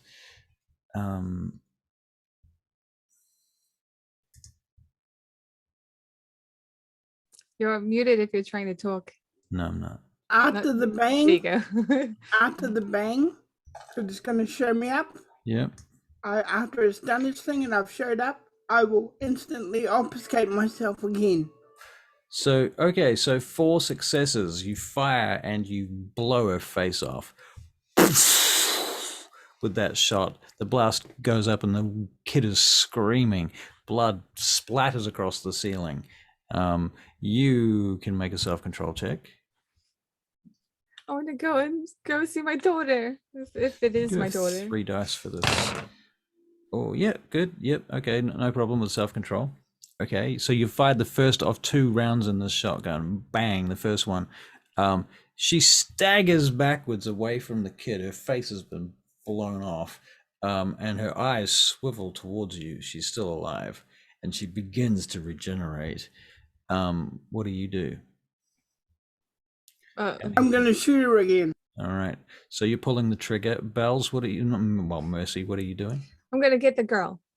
Okay, so you run in for the girl. Okay, and you grab her with a dex and athletics check, please. Okay. Oh, nothing. Nothing. Okay, well, No. the woman, the blonde woman, swipes out at you with a fist and tries to punch you. Can you make a dex and dodge check? 3. 3. Okay, you easily dodge out of the way of her swipe. Yep. Her face is kind of just beginning to heal back up now. As Barry's second shot comes out. Go get her. Go get her. Right up against her face. Okay. Show everyone what Nosferatu are all about. Oh. Shotguns. That's their whole 2 thing. successes. So yeah, again, you shoot her pretty much in the face, but she sort of, as it hits her, she turns with it, and it takes off this side of her face this time, spinning her around.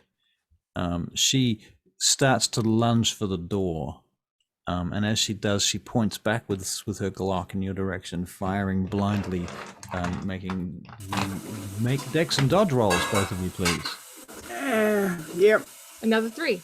Another 3. Dexterity and dodge, dodge, dodge.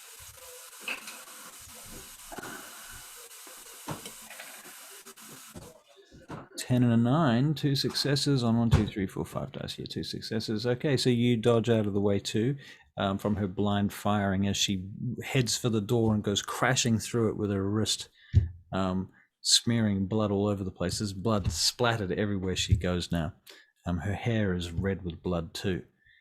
You've managed to get your hands, well, no, Mimi's still there, the redhead girl. Yeah.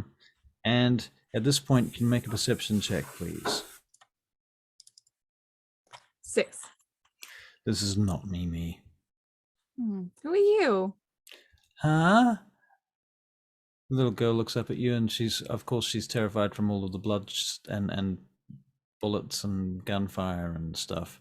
And she just goes, "I'm Julie."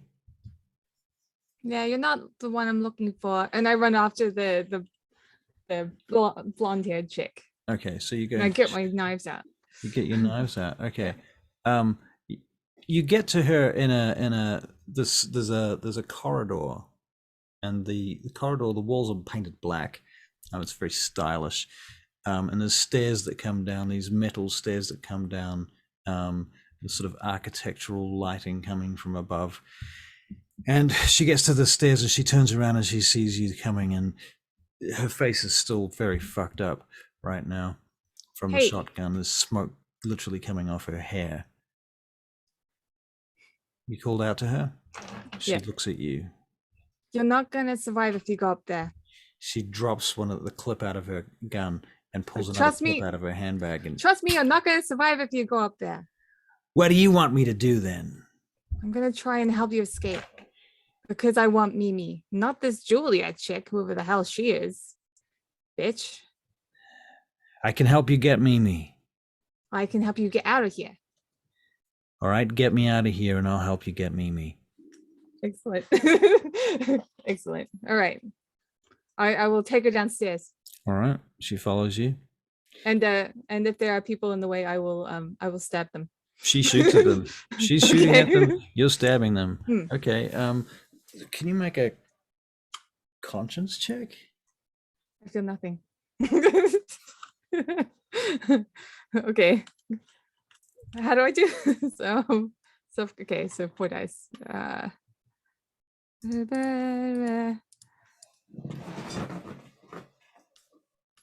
Same. Okay. I feel really bad, but you do. it's what you need to do in order to get your daughter back. Right. Okay. So you're murdering all of these people on your way out, and you feel fucking terrible about it. I feel so bad. And this blonde woman who's with you, who's missing her for half her face, is following you, shooting her way out too. You fire your way out through the back door. Now, where are you taking her? I'm taking her down to the truck. Are you taking her to the truck? Yeah. Okay. And I'm like, this was our way out. Okay. And she looks at you and she looks at the truck and she's like, okay, well, when am I getting in the back of there? Get in the back. Right, you first. Go, go, go. I'm driving.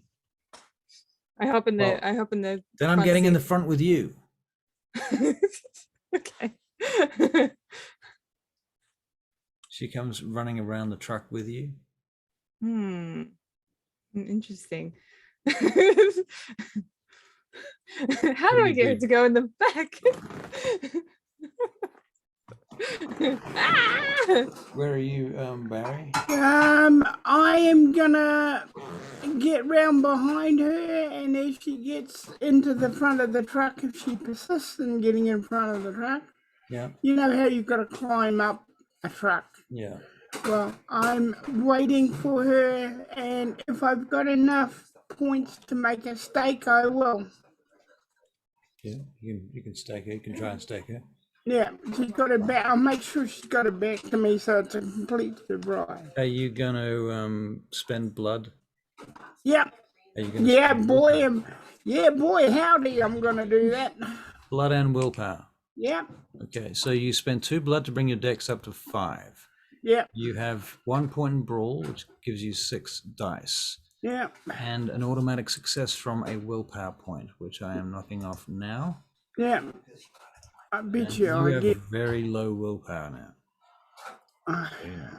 I know. Just do it. Get it over with. So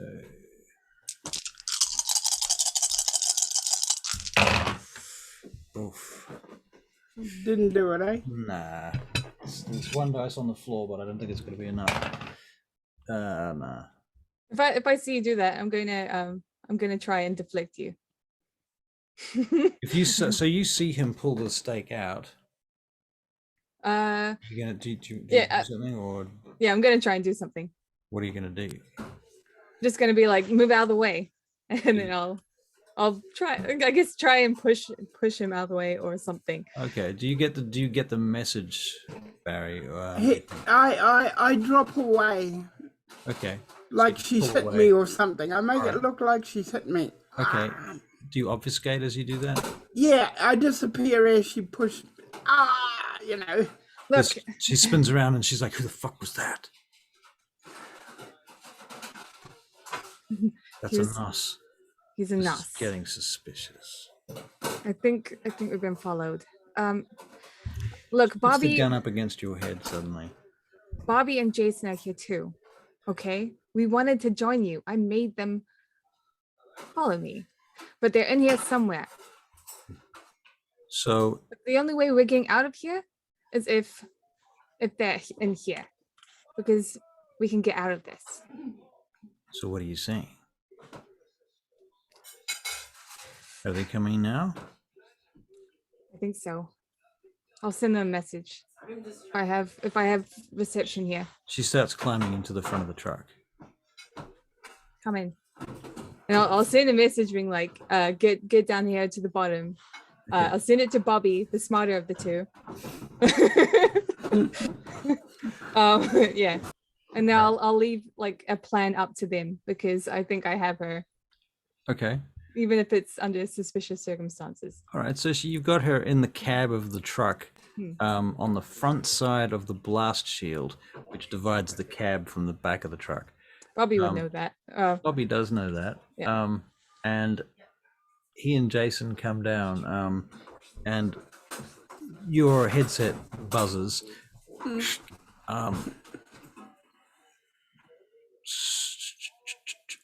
Hang on. I'm making my way on the roof of the truck.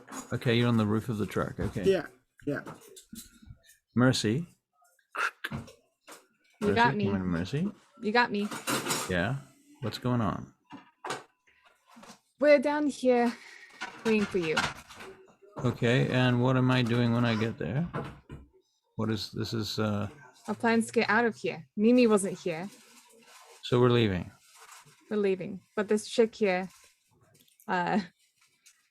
yeah, she's the one who will be able to take us to her. All right. So Jason comes wandering up to the side of the truck, and he climbs up to the truck and leans Hello, in the Jason. window. Good evening, and who do we have here? And the blonde chick's sitting on the other side. According to the notes I have, you're Wendy, right? She looks at you and she says, "I'm afraid not." Oh, you're not Wendy. Who are you? That's not important right now. Oh, well, I'm Mercy. I'm Nice to looking meet forward you, to being Mercy. one of you. Okay. Well, Well, it was going to be under a better circumstance until you start shooting at me. well, if you think that's the worst thing that's going to happen, you're dreaming. We wanted to join you. Philippe made this happen. Right. Okay, well, I'm just following orders, so I'm here. Okay. Where are we going? Well, first of all, let's get out of here. We're going to head south. Okay. Wait, where's... Get on the freeway. All right. Get on the 5. If it's just us, Yep. and like Bobby isn't like But we here, didn't get in the truck, no. that's fine. I'll do that. I'll Okay. start driving. Dex and drive. Oh God. I'll start driving cautiously. Because I'm a parent. And I got 3. 3 successes. Yeah. How come Mercy knows how to drive a truck like this? I think she doesn't, but she is being incredibly cautious because that's how she drives nowadays. Right. She's very cautious when it comes to driving. This truck has a lot of gears. Right. I'll work it out. All right. Okay, well, 3 successes. How hard could it be? You managed to stay between, first gear and 5th gear without ever having to use the top sort of 5 gears at all. In any case, where are you? You're waiting for her to tell you where to go. Yep. Where are we going? So you're heading south, and you keep heading south. By the way, I've got on the radio too, because I'm assuming that Chase has a headset too. Does he? Yeah. So my Nosferatu has tagged the truck. Okay. So Chase can follow, but he doesn't have to be so close that they hear him All right. right behind. And I'm staying on the roof. Okay, cool. So you're heading south, and you're heading south, and you're heading south, and you're going down. We're going to Gary, aren't we? You go past Gary. Oh, we're not going. Oh, thank God. I fucking hate Gary. Such a shithole. And you go out and you leave the main road, and now you're getting out into dusty roads out in the wilderness, flat wilderness. Is your face okay? She says I could use some blood. Oh, okay. I don't have any that I can give you, I'm afraid. I'm sure we'll That's all get to right. where you need to go, and then you can patch up. We're gonna be fine. And eventually, after a while, you see some electric lights out on this wide open plain. And as you get closer, you realize there's like a ranch out in the middle of nowhere. It's probably very beautiful during the day, but at nighttime, all you can see is the light spilling out of the windows onto the grassy areas around the house itself. And you can see a number of figures inside. Outside, you can see a number of people kind of milling about. They look like a bunch of wannabe cowboys, largely. in any case, your truck's coming in this direction, and eventually it pulls up. And you stop. Okay, let me just, I'll find a park and I'll try and park it in such a way where explosive go boom boom and destroy a lot of people potentially. Okay. Can you make a wits and a drive check, please? What's a drive? This is such a horrible roll. Yeah. No, of course not. Okay. You jackknife the truck, No. trying to get it where you want it to go, and so now it's kind of it's starting. Actually, if you go back any further, it starts to roll. It's twisting the connection between the truck and the cab. Barry, Eunice is still on the roof. Yeah. Okay. I might have to get someone that actually knows how to drive a truck to do this. I was gonna do it in such a way where if I need to, when we want to leave, I'll be able to get out easier, but I guess it's not happening, so we'll just leave it here. Jason says, you want me to try and park this thing for you? Okay. I'm gonna take, what, are you gonna tell me your name yet? She shakes her head. Okay, You well, call me Sandy if you want. Sandy it is. All right, Jason starts moving the truck. He's like, here, is this where you want it? There's people coming up outside and they're like, no, you want to move it down the road closer to the gate. We don't want your fucking truck up here. And he's like, I'll leave oh, that up to sorry, him. this is where we're parking. Turns the car off, turns the engine off. And I'll take Sandy and I'll like hold her up and then help her get to where she needs to go. Right. And as you get out, you see Philippe Rigaud amongst the crowd, standing in the light, talking to some people. And you see they're gathering around him and they're clapping at whatever it is that he's just told them. And they gather around and form a circle around him. And a number of them, maybe 12 of them, raise their hands to each other and begin to drink from one another's wrists as you're approaching across this paddock towards them. What are you doing? I'll helping Sandy. All right. Yeah, and I'm looking at him. I'm looking at what they're up to. So Sandy comes closer and she says, Philippe. He looks over at her and the ritual seems to kind of come to an end. And everybody sits there smugly looking at you now. As you see people fumble for their guns and their weapons and things, you know that if anyone was to do anything right now, there would be a bloodbath. What are you doing, Barry? I'm getting off the truck and still obfuscated. I will give me a description of what I'm looking at as I look at everything. Okay, so you're on the back of the truck looking down, and as you're getting off the truck, you're seeing there's probably 50 people in this location. They look like a mixture of like bikers and low-grade gangsters, maybe, possibly, and cowboys or wannabe cowboys. This looks like a ranch. So you're out in the middle of nowhere, and you can hear cows and things in the distance, and in fact, and horses and things in the distance. And there's this house with light coming out of it. And next to the house is a paddock, fenced. Inside that fenced paddock is a group of people who are doing this verniculum rite, which actually your character wouldn't know, but Chase would. In the far distance, there's the sound of a helicopter. Philippe Rigaud, who you recognize, stands in the center of that circle. You can tell that most of these people, if not everybody here, is armed. I go looking for the baby. All right. Okay. And avoid cameras at all costs. So we're going to make a security check. Perception security. See, I reckon Mercy is distracting everybody well. And while they're distracting, I'll go baby hunting. 3 successes. I Right, appreciate that. you spot a route into the house. You Yeah. think that has no cameras. Okay. And as you go into the house, it looks like a real drug den.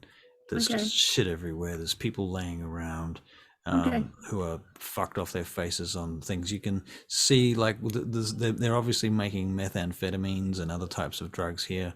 Yeah. It's clearly this is a big drug factory. Yeah. And as you go further into the house, there's a locked door, and you see a couple of people sitting in the next room opposite that locked door playing cards. Okay. One of them stops and lights a cigarette. How many are there? Couple. In that room, 2. 2. Yeah. One of them has keys, you notice, on the table where they're playing cards. What's my dexterity like? Your dexterity for your Nosferatu, well, right now it's 5 because you spent blood points recently. Although that was in the last scene, so maybe it's not 5. Okay. Yeah. 3 is your normal dexterity.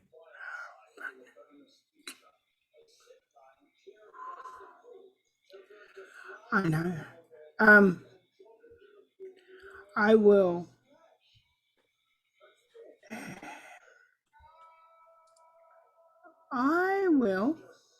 Mm-hmm. Go and get one of the drug needles, Mm-hmm. fill it up, Yeah. go back, Mm-hmm. and introduce it to the guy with the keys. Right. So they make a connection. Yeah. Just stick it in him. Yep. All right. While he's playing cards. Yeah. Okay.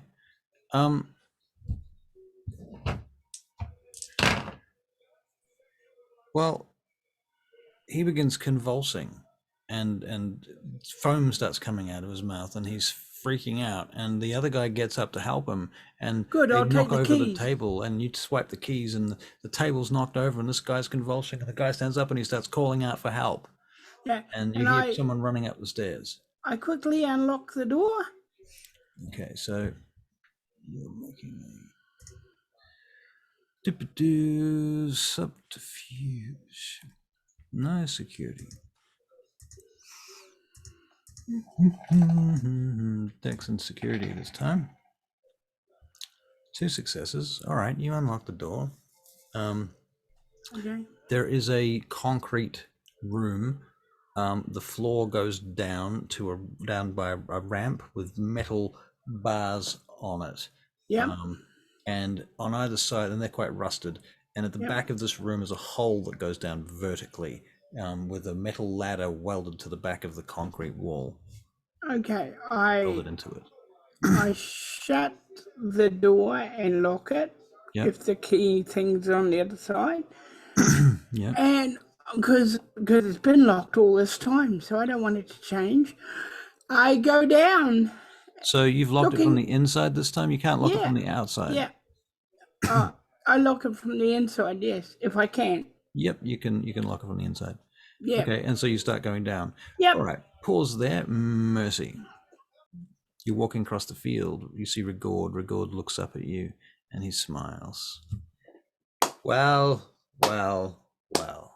At last we meet again. Yeah, we do. So, how are you considering my offer? I really want to know more about this.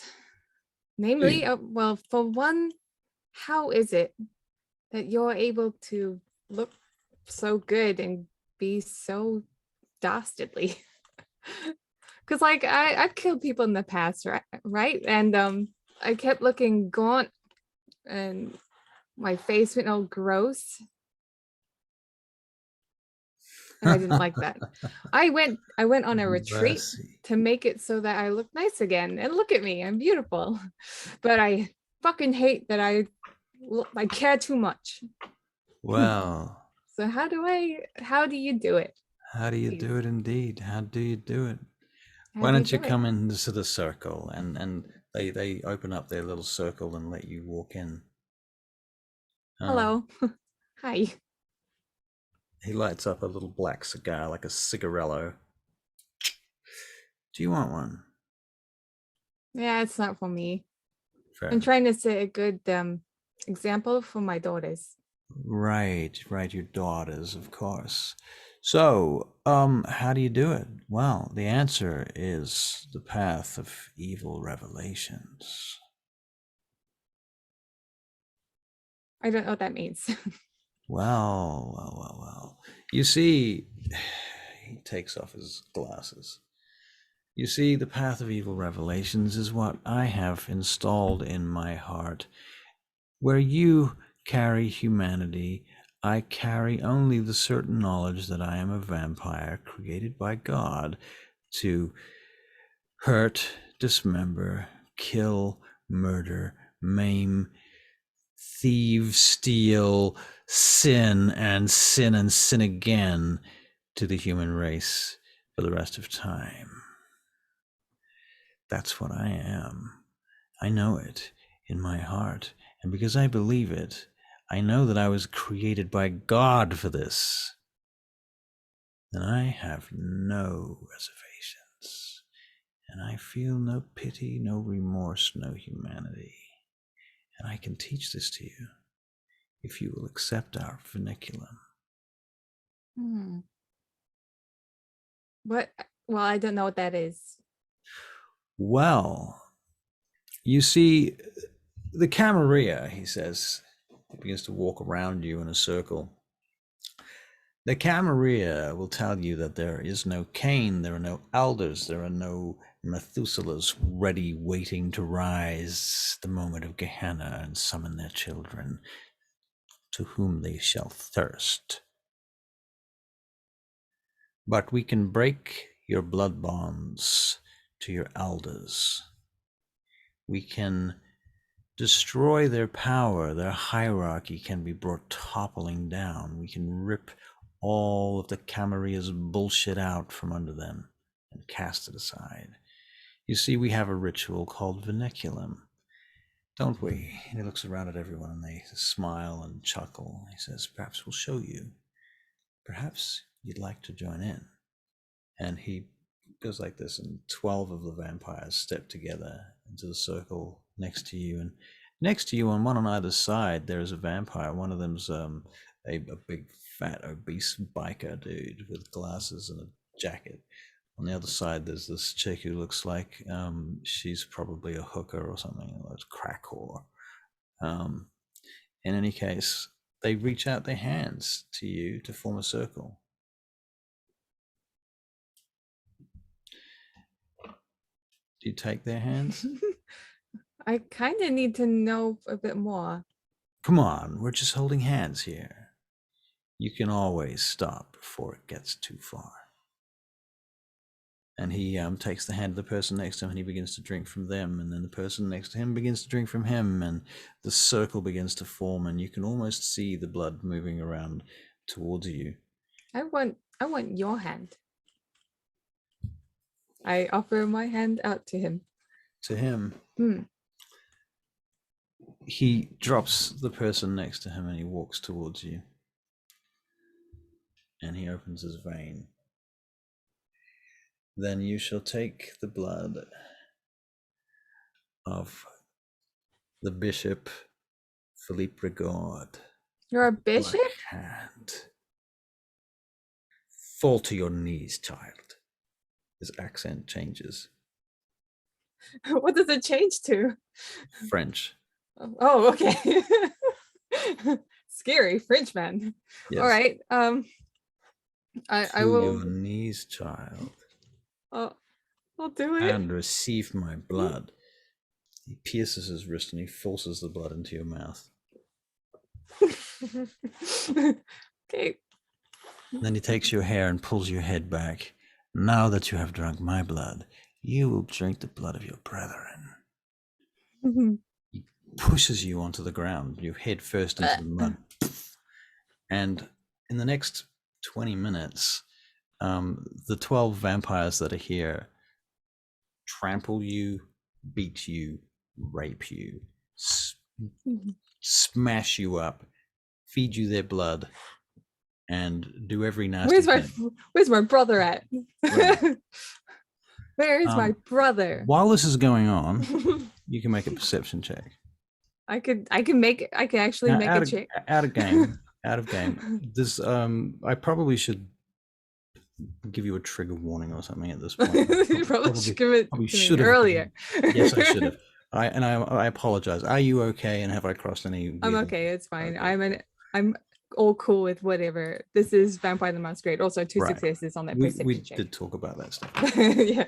Cool. Okay, so you put 2 perceptions. You see lights flick on from the truck, facing away from you at this point, and then you hear the engine start.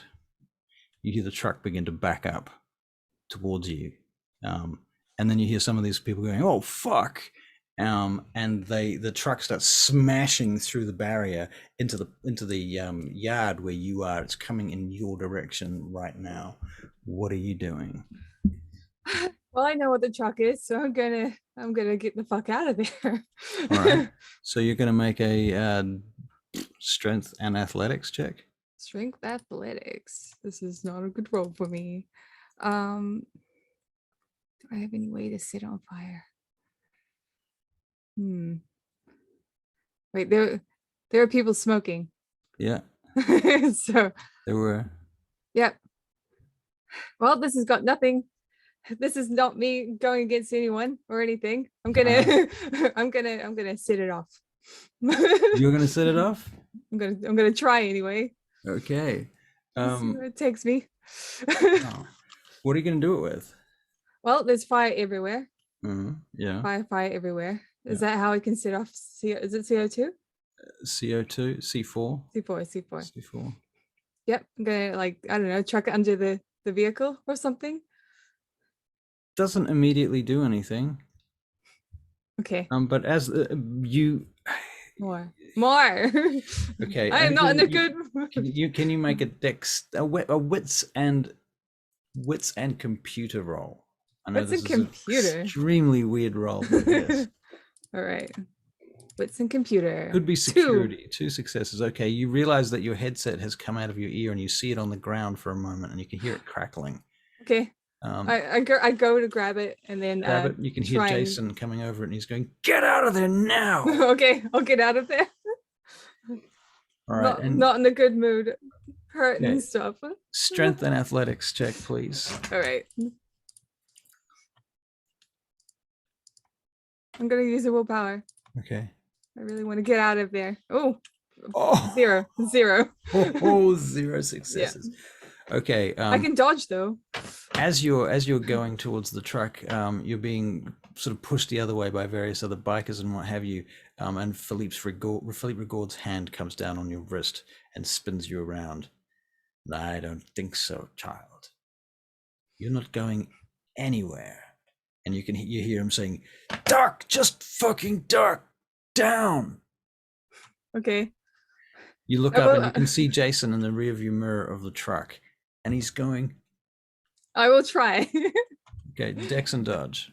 Dex and dodge. This is my bread and butter. Let's go. 3. Okay, well, it's something. Expecting higher, but no, this is fine. Okay. You go straight to the ground, and the fireball roils over the top of your head. Your clothes are on fire. Your hair is on fire. You need to make another 2 Dex and dodge checks to see if you can put the flames out. I was gonna try and get a bite on Philippe Rigaud. Oh really? Yeah. You're gonna make a self-control check because you're on fire. Okay, self-control. Let's go. This is what we're all here for. Let's go. 3. All right, so now you can make your attack on Philippe Rigaud, but you are still on fire. Yep. I'm hoping that this will help. He's on fire too. Heal the damage. He's on fire too. Yeah. Let's go. All right. Tell me what to roll. He's trying to drag you away from the truck right now, even though he's like a pillar of fire. 3 What do I six. need? What did you roll? I don't. What do I need to roll? Oh, Let's see what you here. need to roll is Yeah. Dex and Brawl. Dex and roll. Okay. I'm gonna spend one more willpower. Okay. I How many willpower you got now? okay. So that's 4 successes. I have 3 left. Yeah. All I'm right. putting everything into this. All right. You leap up onto him and you sink your teeth into him. Yep. I'm gonna take him down. He's and mine. he stops where he is, and he literally comes down to his knees. Now you're both on fire. It's worth it. I'm gonna drink the shit out of him. This is my time. God. This is my time to diabolarize. Oh my God. This is Mercy's time. Wow. This is outrageous. Okay. You're up. Okay. Can you soak? You don't have any fortitude, do you? Mercy doesn't have any fortitude. No, I do not. Okay. So at this point, you've taken 3 levels of aggravated damage. Okay. From the fire. All right. And of course, you would have heard the explosion, Barry, from where you were before you went down that tunnel. Okay. Massive explosion, yeah, from outside. And you're pretty sure you know it was the truck, because that's obviously you knew it was rigged. Yeah. Right, so you know that's happened. Also, you're getting the messages over the headset, but they're a bit dim right now because you're inside a concrete room. Okay. I do that slidey thing that the sailors do. What does that mean? Like you go down the side of the. You can slide down a ladder. Like yeah. the sailors do, yeah. All right. Okay, so you're heading down the ladder. All right, you get to the bottom. Dunk. Yep. A rat scurries off past you. Yep. You're clearly in some sort of dugout, underground, Sabat den, you would say. Keep going. Keep going. And you're obfuscated? Yep. At this point? Yep. Okay. You can hear the sounds of a child in the distance, yelling, shouting, "Mommy, Mommy, help, help." And you can hear the sounds of somebody else saying, "Shut the fuck up." I head down there real quickly. Okay, you get to a room where you see there's a little girl who looks a lot like Mimi on a high chair, sitting in this austere room with very little around. And Wendy Wade, I don't know if you would actually recognize her, but this is the actual Wendy Wade, is feeding her with a spoon from a little pottle. Can you make a perception check? Cute. Of course you will. Will I roll it for you? Of course I will. Perception alertness.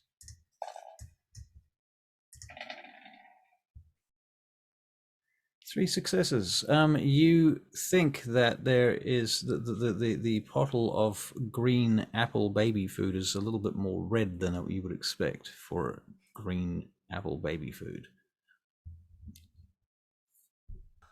I will get behind her. Get out a garrote. Okay. Put it around her throat. And then pull back real fast with all my strength, using blood. I'm pumping blood to strength. Okay, so strength is 5. Brawl is only 1, sadly, but this is melee actually, also 1. All right, 5, 6 dice. Any willpower points? Oh. You've really... No, I can't. Okay. 4 successes. All right, you pull her over completely on her back, slashing her throat. Blood is gushing from her throat. She's trying to... Keep going. I'm just pulling the bastard down. Struggling against you. It's very... And I'm in the center of her back, so it would be hard for her to reach me. Right.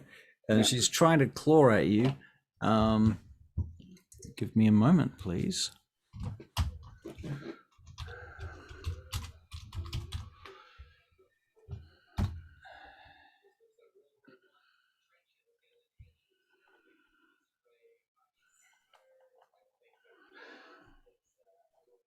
All right. She... Oh, come on. Give it to me. She pulls out wolf claws and starts slashing around towards your leg, which is about the only place she can reach you. but she gets her wolf claws stuck in the floor, Okay. and she's trying to get them out while you're garroting her. I'll keep going. Keep going. All right, so you keep going. You keep going. Okay. She looks like she's beginning to really suffer now. No, Her head is starting to come off. I'm just going, even if I have to saw. Okay, you start sawing her head off with your garrote, Yep. and you're pulling it back and forth, and she's trying to screech, but her vocal cords have been slashed now. Half of her is really just a spinal column holding her body together from her head, and there's blood gushing everywhere all over you. And she's clawing around, swiping at you. I'm gonna drink some of it. You're drinking her blood? Okay, cool. Your self-control check, please. It's not good. That's why I'm drinking the blood, because I don't want to drink the baby. Right. 3 self-control. Oh, a 10 and 2 9s. You're fine. You are coolly and calmly sawing her head off with the garrote right now. Can you make a perception check? Of course you can. Perception alertness.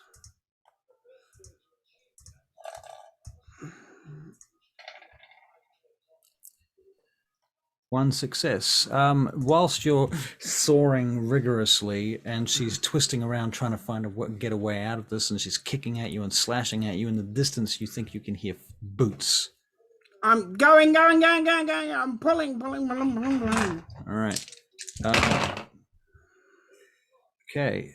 You saw quite close to her spinal column now, but she's trying to heal at the same time. She's spending as much blood as she can to heal what you've cut. So the opposite side is beginning to heal back in again. Keep going. Keep going. She can only use so much blood to... Right. Now you see 2 guys come bursting into the room. I'm drinking her. I'm drinking her. All right. Well, they're shooting at you. And I'm putting as they're shooting me, I'm putting blood into... Stamina? Yeah, stamina. Okay. And how do you position yourself as they come in? I want to make it so I'm behind her and she's my shield. So it's hard for them to get a good shot. Well, the bullets start just going through her anyway. They don't care. Because they know she can take it. So they're putting bullets through her, and you're taking damage from them, but not as much as you would have, obviously. Okay. And you're healing up from her blood. Yeah. And you're still soaring. Yeah. Strength and brawl. Yeah. Go get it. Go get hell. yourself some new weight head. Her head comes off, and she goes and burns up into ash in front of you. But now the bullets are hitting you from the door. Okay, I go for them. All right. Okay, you're gonna go straight towards them while you're moving directly towards them while they're shooting at you. Yep. Okay. We'll make a dex and dodge check anyway. Yeah.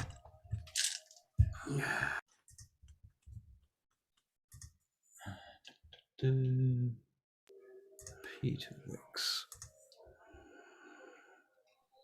Dex and dodge.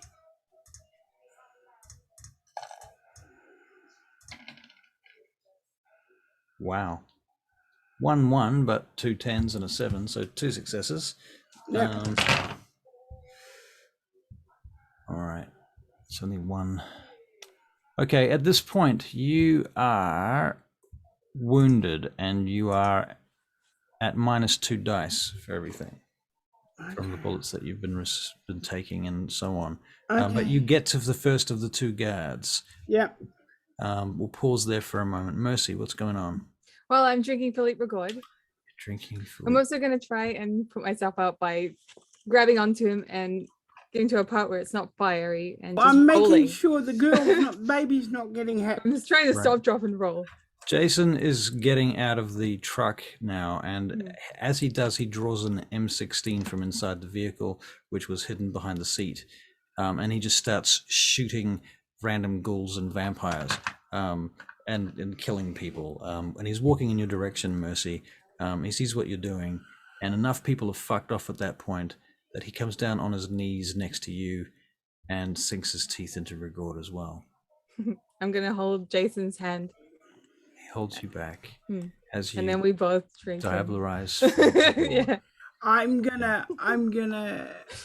Chase is gonna kill all the people running away. Chase, Is all gonna right. kill all the people running away and put some. Yeah. He's gonna leave the house because he doesn't know if any of our people are in there. Right. But he's killing everybody with a chain gun on the roofs and everything else. So, okay, so about that point, so while you're diablerizing Philippe Rigord with Jason Newbury on your knees in the middle of this field, a helicopter gunship is flying around circles, just blasting the shit out of everyone and everything else. The truck has already exploded once, but it goes up again now because now the front of it has also been toasted with 40 millimeter cannon rounds. And yeah, that's pretty much this little location has been trashed. When I'm done with that, I'm gonna look at Jason and be like, Jason looks at you dreamily. we need to find Mimi. Yeah, Let's go. Come let's on. go. Okay, so you guys start walking towards the house. Okay. You will eventually find the way down. Meantime, He was Barry. delicious, by the way. He deserves it for the shit he put me through. Like All she right. starts crying a bit. I bite the guy. Yeah. And put his body in front of his friend's body. So when his friend is firing, he's killing his mate, and I'm sucking this other guy dry. Okay. Very good. Sounds dirty. You gotta stop putting it like that. Wow. 8, 9, 6. We'll make it a Dex and firearms check. Firearms. You can be put on fire, and then you'll have firearms. So, 4 successes. All right, Barry, you take these 2 guards out. I turn into Batman. Into Batman. Batman. Okay. Awesome. And little girl looks up at you like, oh, Batman. Yeah, that's the reason I turned into Batman. Uh-huh. And I go, I'm your Uncle Batman. Her mouth just drops open. Like, wow. Come with me, sweetheart. She follows you. Well, yeah, she's No, stuck I in, pick she's her stuck up. in the I tree. pick her up. I Yeah, pick her up, it makes yeah. more sense. Yeah. Okay, so you come carrying her out. So Mercy and Jason are walking towards the house when Batman comes climbing out of the fucking sewer hole, carrying Mimi. I run over. Come And here. she comes and grabs you. She looks totally shell-shocked. How are you doing? Are you okay? Yeah. We've got a lot of therapy to go through, I imagine, after this. Jason's like, I can only imagine. It's like, after what you just did, you might have a lot of therapy to go through too. I think so. I I hug him. Jason says, we're gonna need to go on vacation again. I know. I mean, I managed to hide that. I hid it last time. Can you look to my aura? Can you see it? I can see it. Hey. Okay. Well, that didn't work. Looks let's over at you, Barry, Peter. Mm-hmm. You were gonna say something? Well, now you're back together. I'll get going. See ya. Thank you. Adios. He vanishes. All right. And she's like, that was Batman. There was Batman. Yeah. I'm glad Philippe's gone now. She's like Mercy's trembling. She's trembling, right? Yeah. Right. She went through a lot of shit. Well, Mercy, she's burned up a little. There's certain things that are about to come to light to Mercy. And I'm going to read you Philippe Rigord's character description so that you have some idea of whose soul now inhabits your body along Just with... add that to the rest of them. Add it to the rest. Add that to the pile.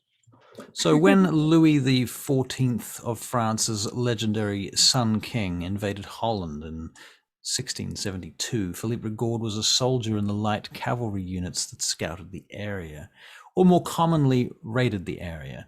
While they did not share their king's dislike of Calvinism, republicanism, and Dutch economic ascendancy, they did enjoy a good opportunity. Philippe's unit was better than most in seizing each village in their path, carrying away whatever was portable and destroying the rest.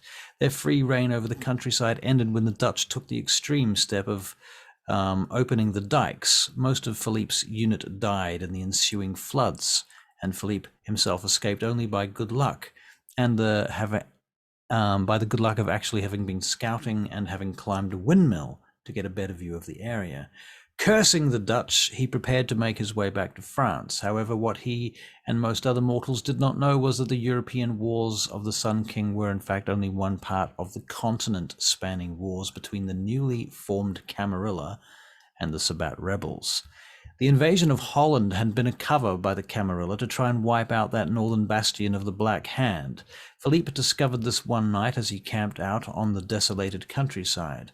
His sleep was rudely interrupted by two crazed Sabbat vampires seeking both blood and recruits to use as cannon fodder against their foes. Philippe managed to empty his two pistols into the attackers before they were on him. The sight of these two creatures, unaffected by bullets, was almost enough to send his fatigued mind to the edge of madness, and when they sunk their teeth into his flesh, he went over the edge. While he was unconscious, they looked into his mind and learned what he had been doing for the last few weeks and judged him fit for their purposes. When he revived, Philippe found himself surrounded by dirt, trapped deep under the earth. His now vampiric mind rebelled at the situation, and in a frenzy he clawed his way out of the grave. He was met at the surface by one of the Sabbat's grave watchers, who knocked out the exhausted Philippe and brought him before the Sabbat council. There he was told his new purpose in life was to fight the Camarilla for the rest of eternity. Even the good soldier, and now a crazed soldier to boot, Philippe threw himself into the ensuing battles, ever the good soldier, I should say. He was part of many mass attacks by Black Hand against Camarilla strongholds in southern France. While almost all the Sabbat would die, they would invariably destroy their target. The few survivors simply created more troops and went off to attack another stronghold. The survivors would drink the blood of those they killed. This was the only guaranteed means of survival, so they had nothing to lose. Despite being created as cannon fodder, Philippe has managed to survive and prosper thanks to his military skills and his insane obsession to destroy the Camarilla, which he now blames for all his misfortunes. In 2 attacks, he was the only vampire to survive, and he managed to both times feed on the blood of elders. The rise of the New World as a battleground between the two forces of kindred has allowed Philippe to prove his abilities over and over again. Before the Sabbat takes over a new city, it sends a number of 2 vampire teams to scout it out and prepare the way for the eventual attack. When the time comes, the scouts embrace hundreds of mortals to supply cannon fodder and send to the Sabbat for help in leading the undead army. Philippe has proven himself to be one of the Black Hand's most capable urban scouts and has been involved in every major Sabbat takeover in the past 200 years. He was one of the 3 scouts who oversaw the takeover of New York. He has thus been sent on the most difficult of missions to pave the way for the Black Hand to take over Chicago. Over the years, he's become fanatical about increasing his power to the point where he could not be harmed. Thus, the only thing which could convince him to reveal himself from behind the cover of his perpetual obfuscate is the opportunity to drink the blood of an elder. He knows of only one vampire older than himself in Chicago, Bruja the Tyler. Tyler the Bruja, Bruja the Tyler. He knows that her battles with the Camarilla were partially responsible for the founding of the Sabbat. Indeed, they are legendary amongst his sect. No other kindred in Chicago, with the possible exception of doesn't matter, and Philippe intends to use this knowledge to enlist Tyler's aid. So this is what you have learned. That's basically it. There you go. And he's been staying in a deserted old hotel in South Chicago, full of homeless people. Hey, Jason. Wait, Does he or I get the soul of him? You don't know. Do you know? Because you said like Well, it doesn't split. I don't think it splits. Yeah, I Yeah. don't think it So would who split. gets it? And I feel I like think I'm you sure. got there first, so it would be you. I mean, it would make sense, but is that how it works? Yeah, I I would mean, tend to think. Bishop didn't get the spirit of the other dude, and Bishop Thank was the one who goodness. attacked He's him got first. enough troubles as it is. Yeah. Bishop might have. Peter is still No, there. Alexei He hasn't did. left. He hasn't left.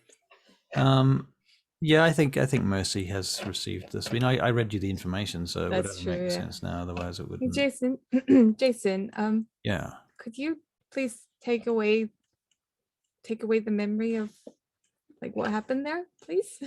What do you mean? What, just now? Not the. I don't mind knowing that I killed him. I did what I had to. But before that, I killed him. You just laid down. okay. You were lying down when he died, like, surely. Oh, no, wait. You weren't. We were together. I remember now. We were together. Anyway, could you like the time before that when I was getting beaten up and everything? Oh, could you- right. Yeah. Okay. Thank you. All right. See, And he does. My will's pretty low now, so it's like at 3. Yeah. I basically say bye-bye, but I hang around so I can hear everybody talking, thinking I'm gone. Right. Okay. So you just over. Yep. I'm with you. Yeah. Okay. So Jason's like, well, I guess we did it. That's regard. Do we tell the prince? I mean, if we go and tell the prince, he's gonna know that we, Well, do we get somebody else to tell the prince? But then what? If we disappear? Well, what do you think we should do? Yeah, I don't know. But if we're going to disappear, then I want my other daughter. Your To other come with me. daughter? Who's your other daughter? Her name is Kitty, and she is she's with my family. With our family, sorry. With grandma and mom and pa. Right? Okay. Maybe we could stay with them. Yeah. They'll look after us. They'll protect us. That's true. We could stay there. We could stay there. Or we could go to Aspen. We could go to Aspen. Again. Maybe we could go anywhere, really. We could go anywhere. Where would you like to go? We could go to Vegas. Ooh. We got to be careful, though. We still have to be careful. Anybody sees this. Yeah. We need to go somewhere quiet for 6 months with a steady supply of quiet food. Some little fishing village somewhere where there are no vampires. Do you think you could handle a fishing village? I don't know, but I imagine after 6 months that would be our fishing village. Oh yeah, definitely. And then what about the love of my life? Like I don't know if I could leave him. You could take him with you. Yeah. I mean, I already left him before and I didn't like that. Yeah, well, you should take him with you this time then. Okay. Are you gonna ghoul that dude or what? I don't know yet. The thing is, like, I really like him, right? But like I thought he was the one, but then like another person came into my life and he gave me stuff and he was kind and he knew what I was, and now I'm torn. Bobby Weatherbottom. Maybe You're he into awed him. me. Oh. Yeah, a little. But like Oh. it's conflicting. My mind is really hurting. You 'Cause, like, Weatherbottom, huh? Because there's this guy, right? There's Chris, who like I've liked for the longest time, but like he hasn't given me anything or done anything, and he doesn't even knows me, and he doesn't look at me like that. And then there's Bobby, Well, who you tried to get to know the guy or what? well, Bobby or the other guy, Chris. Chris, right? Why? I did, yeah. So what's the problem? He doesn't like you? He doesn't know you, surely. He just needs Well, to get to know you. Come if on. he gets to know me, then he'll get to know that I killed his family. Well, okay. So, what are you planning to do? I mean, I could, just kidnap him and make him love me. Well, why But don't you like, do there's that? there's no fun in that. That's the reason why I haven't ghouled him, because I want him to love me for me. But then, there's this other guy who I am so confused. Hmm. I don't like this. I don't like it. My brain's all over the place. It's making me antsy. I Like see. it. I don't like it. Well, I don't don't like know it. what to do, Mercy. I don't know like what to it. do. Maybe I can have them both. You could try. I could have both of them, but I I don't mean see that why will. not. I mean, one of them's a vampire. If you can get him, then I'm pretty sure he won't care if you've got a fucking mortal ghoul on the side.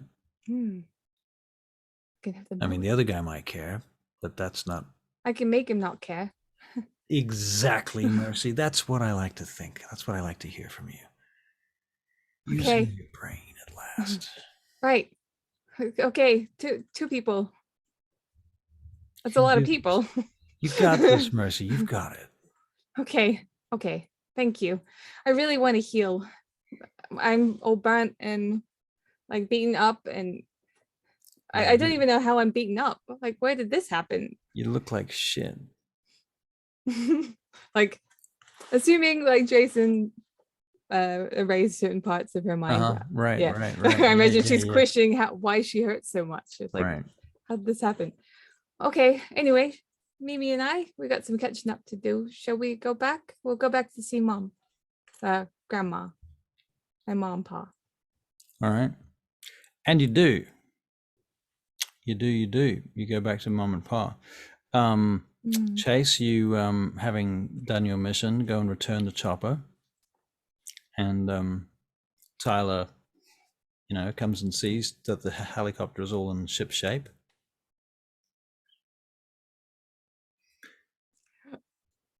And you Muted. Thank you very much. no problem.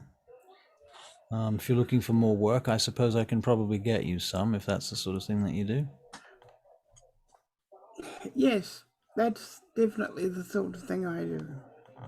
All right. We'll keep that in mind then. Excellent, I'll thank keep you. your number on fast dial. Oh, he didn't blow up the house because there might be evidence there and stuff, and All right. something that could help. Very good. Okay, Peter is going to get in touch with Chase and tell him that definitely Philippe Rigaud is dead. Okay. Gone, good. and definitely his sidekick is dead because Peter did that. And so he knows it's dead. So he can confirm that with the prince and say it's done. All right. So Peter confirms with the prince that it's done. How does he do this confirmation? I phone the prince and tell the prince. Well, you phone the prince and you get Secure Corp. This is Esmeralda speaking. Oh, he changed out Pam. Good job. Yeah. Good job. May I speak to Mr. Loden, please? Loden Olaf Holt. I'm afraid Mr. Holt is busy this evening. You'll find that he is currently at the Art Institute of Chicago, holding court with the Primitive Council. If you'd like to see him, I'm sure he will be prepared to see you, as it is an open court at Elysium. Thank you. Of course, you'll be required to follow the rules of Elysium. Absolutely. Thank you very much. Good night. All right. And first, I'll tell my people the good news. My people. Right. Like bells? No. Oh, you're not. My Nosferatu brothers and sisters got to follow the news. Don't worry about the coterie or anything. And then then it goes coterie. Oh, thank you for letting me know. When did this happen? Yeah. and then it goes. He goes to Chase after he finds him on the phone and says, Chase, will you talk to the prince? Because he doesn't like talking to the prince at all. Period. And Chase says, yeah, I'll do that for you. All right. So But you who, at the end of the night, who is sitting in Loden's lobby in the waiting room? Who ends up there? If Chase wants Bells to go, she'll go too. So please invite her along because I've got someone to play. I can't hear you. Yep. I assume all this. It's going to get means yes. Bells anyway, yeah. Okay, good. Okay, so Chase and Bells, the two people who weren't actually involved in the situation. Excuse me? What do you think I shot at? Well, okay. All right. So Chase and Bells, you are in the prince's lobby, outside his office, 110th floor of the Sears Tower. Is this true? Is he actually dead or what? How did? Well, that's what our Nosferatu says, and But, he like, would have no how? reason to lie. It's true, but I mean, we weren't even there. Well, That's our job. I was up in the sky. But, yeah. Okay, right. But he confirmed it for me. I pretty much trust the dude. Why would he lie? He just didn't want to face the prince. He doesn't like those authority figures for one Okay. reason and another. Excuse me, the prince is ready to see you now. We'll go in. Right.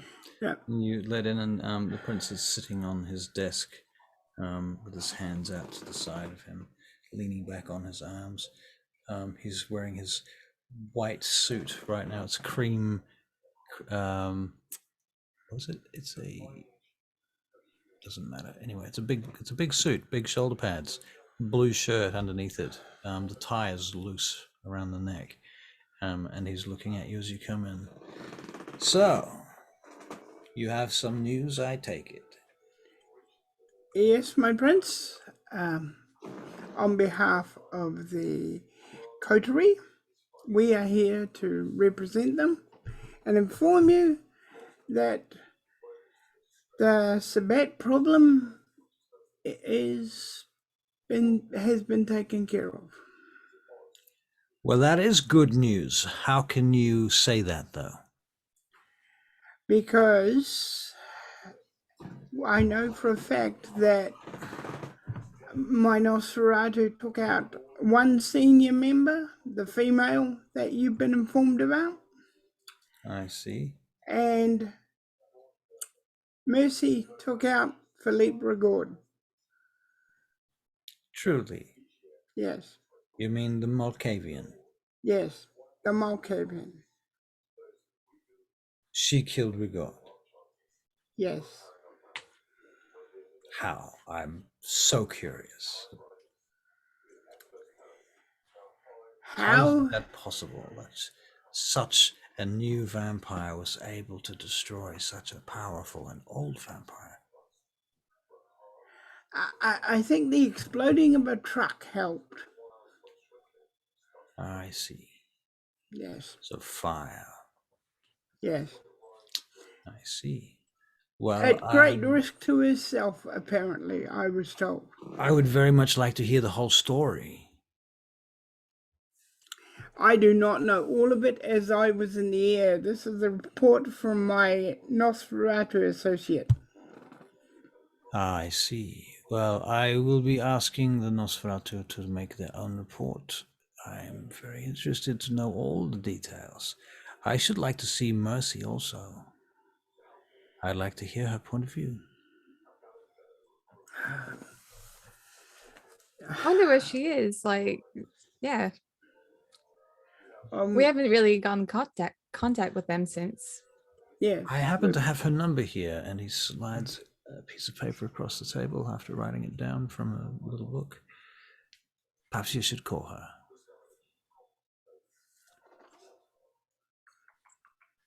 Do you want the honors, Chase? Chase, I'm ringing. I'm ringing. Chase is calling Mercy. Mercy, your phone's ringing.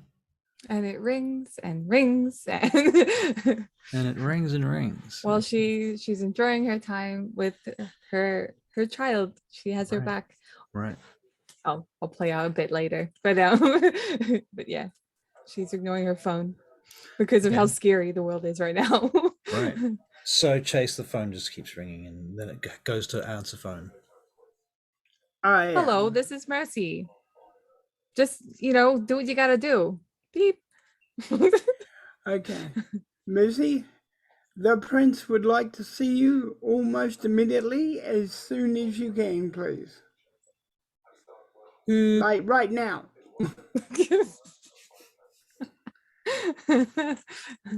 My prince, it would seem she is healing at this moment. After all, I'm given to understand from Peter that she was greatly hurt. She was greatly hurt. Yes. She From the was part of explosion. the fire. Yes. See. Oh, I see. Well, do send my condolences then. I will, my prince. The members of the team have been hurt like this. You didn't tell me that. Sorry, my prince. I was too excited about the whole Victory. victory. I see. For you, of Well, course, my prince. You're so kind. This is a victory not just for you or for me, my friend. This victory, he says to both of you, is for the Camarilla and for the city of Chicago. Tonight we have shown the world that as the first city of the new world, we can dominate over the Sabbat. And that is thanks to you and the work that you have done since your inception. Congratulations. You have proven yourselves. You have proven yourselves beyond the grade of neonate now. I will make it only in the next few nights. I will invite you to a ceremony at the Art Institute in front of the Primogen, in front of the elders, and I will give you the status that you deserve. Wow. Thank you. Thank you. Of course, your work shall not go unrewarded. Thank you. Very Didn't do good. anything. In her Very mind, well. she's like, we didn't really accomplish much. Thank you. In her mind. Right. Right. You guys are Don't going to even- take the rewards for Mercy and Yeah. Tino's work. Yeah. What'll Yeah. happen is we'll just store their rewards away for them. Right. We did bring them up. We did. He made sure to bring them up, and they had a place. Right. All right. Well, is there anything else that you need while you're here? No, my prince. So your work with the chopper is going well. Yes. Yes, thank you very much. Good. Thank you very much. Very well, then. I have no other questions for you for now. If anything happens to fall into place that you wish to tell us about any further reports, I am very curious. I want to know as much as I can about this regard. A detailed description of his end would be worth its weight in gold to not just me, but the Vienna would very much like to hear the final account of Rigord's death. I'm sure she would be glad to give it to you. But in her present condition... Okay, Dax. You tell her that I will come and see her as soon as I have time. Yes. Oh, Mercy. Yes. Oh, right. Okay. Well, when we get a hold of her, we'll let her know. Yes. Also, we'll invite her to the ceremony thing. Yes, of course you must. Mm-hmm. She is the one to have killed Rigord. That is quite an accomplishment. Yes. I can only imagine that Vienna will want to see her personally. Yes. Yes. I imagine they do. Well then, good night. Congratulations. Thank Night. you. Night. And you guys leave. And we breathe out. I'm out of there. All right. I'm out of there. Yeah. Fuck that. No more Prince. No more Prince. No, we're good. Yeah. All right. Anyway, thanks for inviting Miss Chase. Wait, was that English? I don't know. So Well- what did happen? You said there was a fire. Like what? A truck blew up. Okay, right. Right. Mhm. As far as I can understand from Peter, he found out that Philippe Rigaud and Mercy had a great battle together. God knows what happened there, because Peter couldn't quite get out that there was diablerie. There was no mention of diablerie, so he knew nothing of it. I'm just saying that out of game. So they had a battle. Mercy won. I don't know how Mercy won, but I'd say That is really impressive. that is extremely. I mean, she doesn't even have wolf claws. She is extremely impressive. Yeah. Extremely impressive. We're lucky to have her. But the thing is, she won the battle, and apparently Peter took out Philippe's right-hand lady. He didn't explain to me how, but I think we've got some essentially... There's a lot of loopholes in this story. A lot of... Oh, yeah, but I really don't want to know how Mercy did it. Fair enough. You know, I mean, fire's good enough. Fire fireworks, good enough. Right? It sounds good to me. Sounds good to me, and I was kind of relieved when she didn't answer the phone. Yeah, but I trust Peter in that. I don't think he'd bullshit. Okay. Well, that was lovely. I'm gonna go back and do my other stuff now. I'm planning a race. It's really tough. Julia's helping me as much as possible, but it still goes over my head a lot. If I'd have thought quicker, you could have come up in the helicopter with me. For what? What do you mean for what? What were you doing in a helicopter? I was shooting at people. Oh. I mean, there isn't much I can really help you with there. Oh, you could have shot out the side door or something? Or... I'm not really a gun person. Not really a gun person. Anyway, if you want to help me with the race thing, you can come along with me, and we can go and... What? I'll help you with the race thing. We got something to celebrate. Yeah. I only wish our other two were with us here. Right. Okay. Well, let's go. Yeah. Go in the hippie van. Go back to the house. Okay, back to the house. Brum brum brum. Get back to the house. When you say the house, do you mean the high priestess? The high priestess. Yeah. I thought so. All right. Yeah. So you get back to the high priestess. Zora is there. I'll give her a hug. She hugs you back. You are probably the safest that you've ever been, Zora. Ever. Before we say that, we should all be ready for retaliation. Oh, God damn it, Chase. I just told her she's the safest that she's been. And now what are you talking about? What are you saying? What's going on? Oh, Philippe Rigaud has died. That's the bad guy, right? Yeah, the big bad. He's gone. And the bad lady is gone. Fuck, really? You did it? Yeah, and I didn't even leave the house.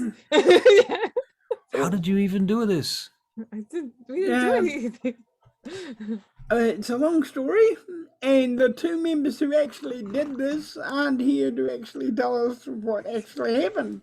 Yeah. But, yeah, it's done. But they may retaliate. It's a possibility, so let's keep our eyes and ears open, all right? Makes sense. Okay. All right. And well, congratulations. I mean, do you want to have like I don't know, do you invite people over or something? Have drinks? What are you gonna do? Well, there's so much you can drink, but we can pretend like we can. That's true. I don't know. I think we could just celebrate, put on some music and have a dance. Yeah. And pray to the goddess. Thank you for taking the evil guy away. Thank you. You'll come from the goddess. I ring Mercy again and say congratulations and well done. All right. And I tell her what the prince is thinking of doing. All right. But I also tell her that I have told him that she is badly injured. So she might want to heal up for a long time, or a short time, or a medium time, but let us know when she's ready. And I tell Peter he can join us at the party, but Peter being Peter, he's not coming. Yeah, so there you are. All right. So Mercy, what are you doing? Mercy and Jason have gone to the hospital. To the hospital. To the the mental hospital Right. thing. Okay. We're gonna go in, and I'm going to introduce. Well, I'm gonna like give Grandma a hug along with Mimi. Both of us are just gonna give her a hug, and then I'm gonna go over. I'll leave Mimi with Maureen. Okay. And go grab Kitty, and dominate Kitty, saying that Kitty. yeah, she was, her name was like originally Charlotte, and she was a mentalist. She was a patient at the mental Right. I'm with you. Yes. hospital. Yeah. Yes. Thank you My for gold. reminding me. Yep. The Yeah, other daughter. Yeah. I did- will. She's the older one. Yeah. Yeah. I will dominate her to say that I'm going to introduce you to her sister. You need to look after her and treat her kindly, and always be there for her. Not physically, just emotionally.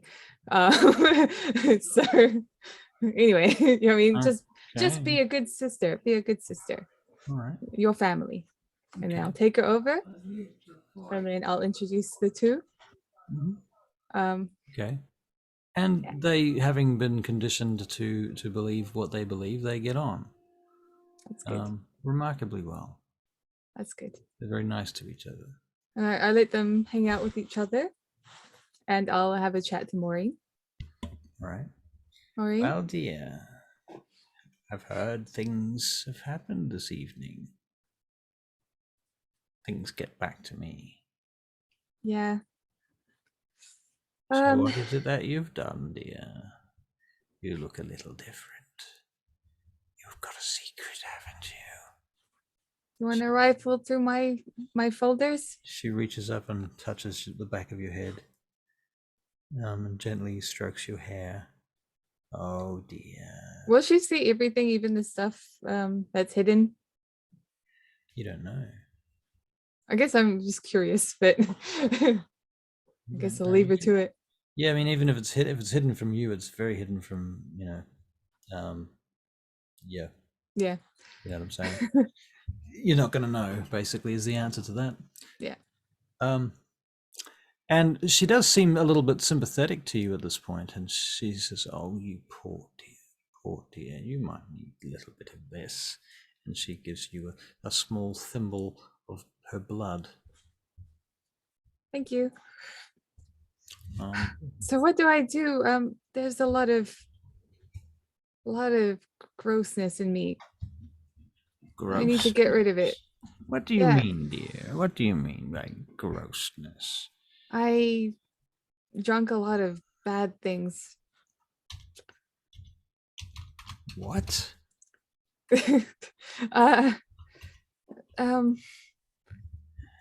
Oh, I see what you mean. I see what you mean, dear. Well, you can stay here with us and we will keep your secret. It's safe here. Both Jason and I are going to stay here. Jason too? Yeah. Oh, yeah, both of us. That be a treat for us. Yeah, we're going to be a happy family. Oh, I've been looking forward to this for so long. Yeah. When will you be moving in? Tonight? Definitely tonight. Mm-hmm. That's perfect, dear. She squeezes your hand. Oh. Yeah. Have you got I really your look forward to room it. yet? We'll have to talk to the staff about rooms. She says, "You know the boy, my favorite boy." It's totally Herman, right? Yes. Yeah, Herman is the best. Herman, yes. Good old Herman. I get Herman to bring me my medicine each night. He's That's such good. a good boy. He is a good boy. Right. Yeah.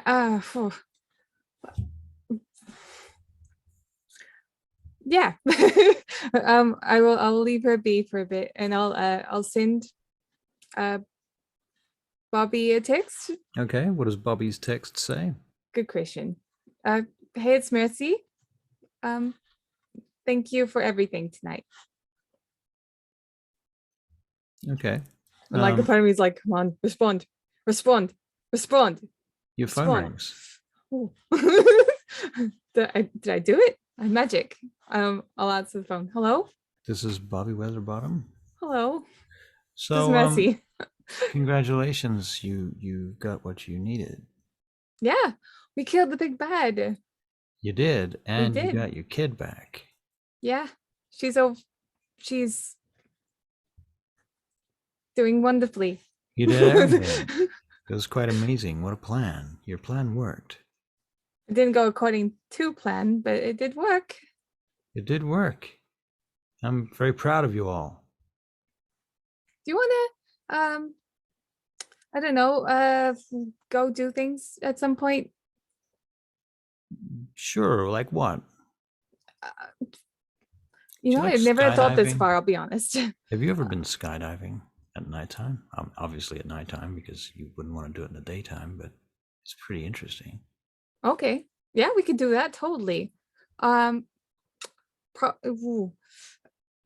kind of have to stay a bit on the down low for a bit. Oh, how come? I thought you were the hero of the Camarilla right now. Yeah, I am. Yeah, so you're staying on the down low? Surely you're gonna make a bid for fucking Prince of Bumfuck, Tennessee. Maybe eventually, but I can't do that right now. Yeah. Are you okay? You're kind of bumbling. Okay, can we meet somewhere that is Yeah, sure. like on our own? On our own. Gives you the name of a milk bar. Oh my god. Why dating Jackie now? No. Same milk That's bar. True. It shouldn't be a milk bar. That's a bit too much like Jackie, isn't it? Too much like Jackie. This is literally Jackie. We I do like Jackie though. He's okay, super no. cute. Okay, so it's a really classy cocktail bar. Okay. Yeah, I'll see you there. Run by whom? Sorry? Mortals. Okay. Is this secretive? Down low? Down low. Yeah, it's down low enough. Okay. I'll see you there. See you. All right. So you're off to this bar. Barry, which of your characters, if any of them, are doing anything right now? I suppose Peter should make his report to Elzbieta. All right, so you head on through the sewers to Elzbieta's haven, whence you are admitted at last, and you come in and you find her there.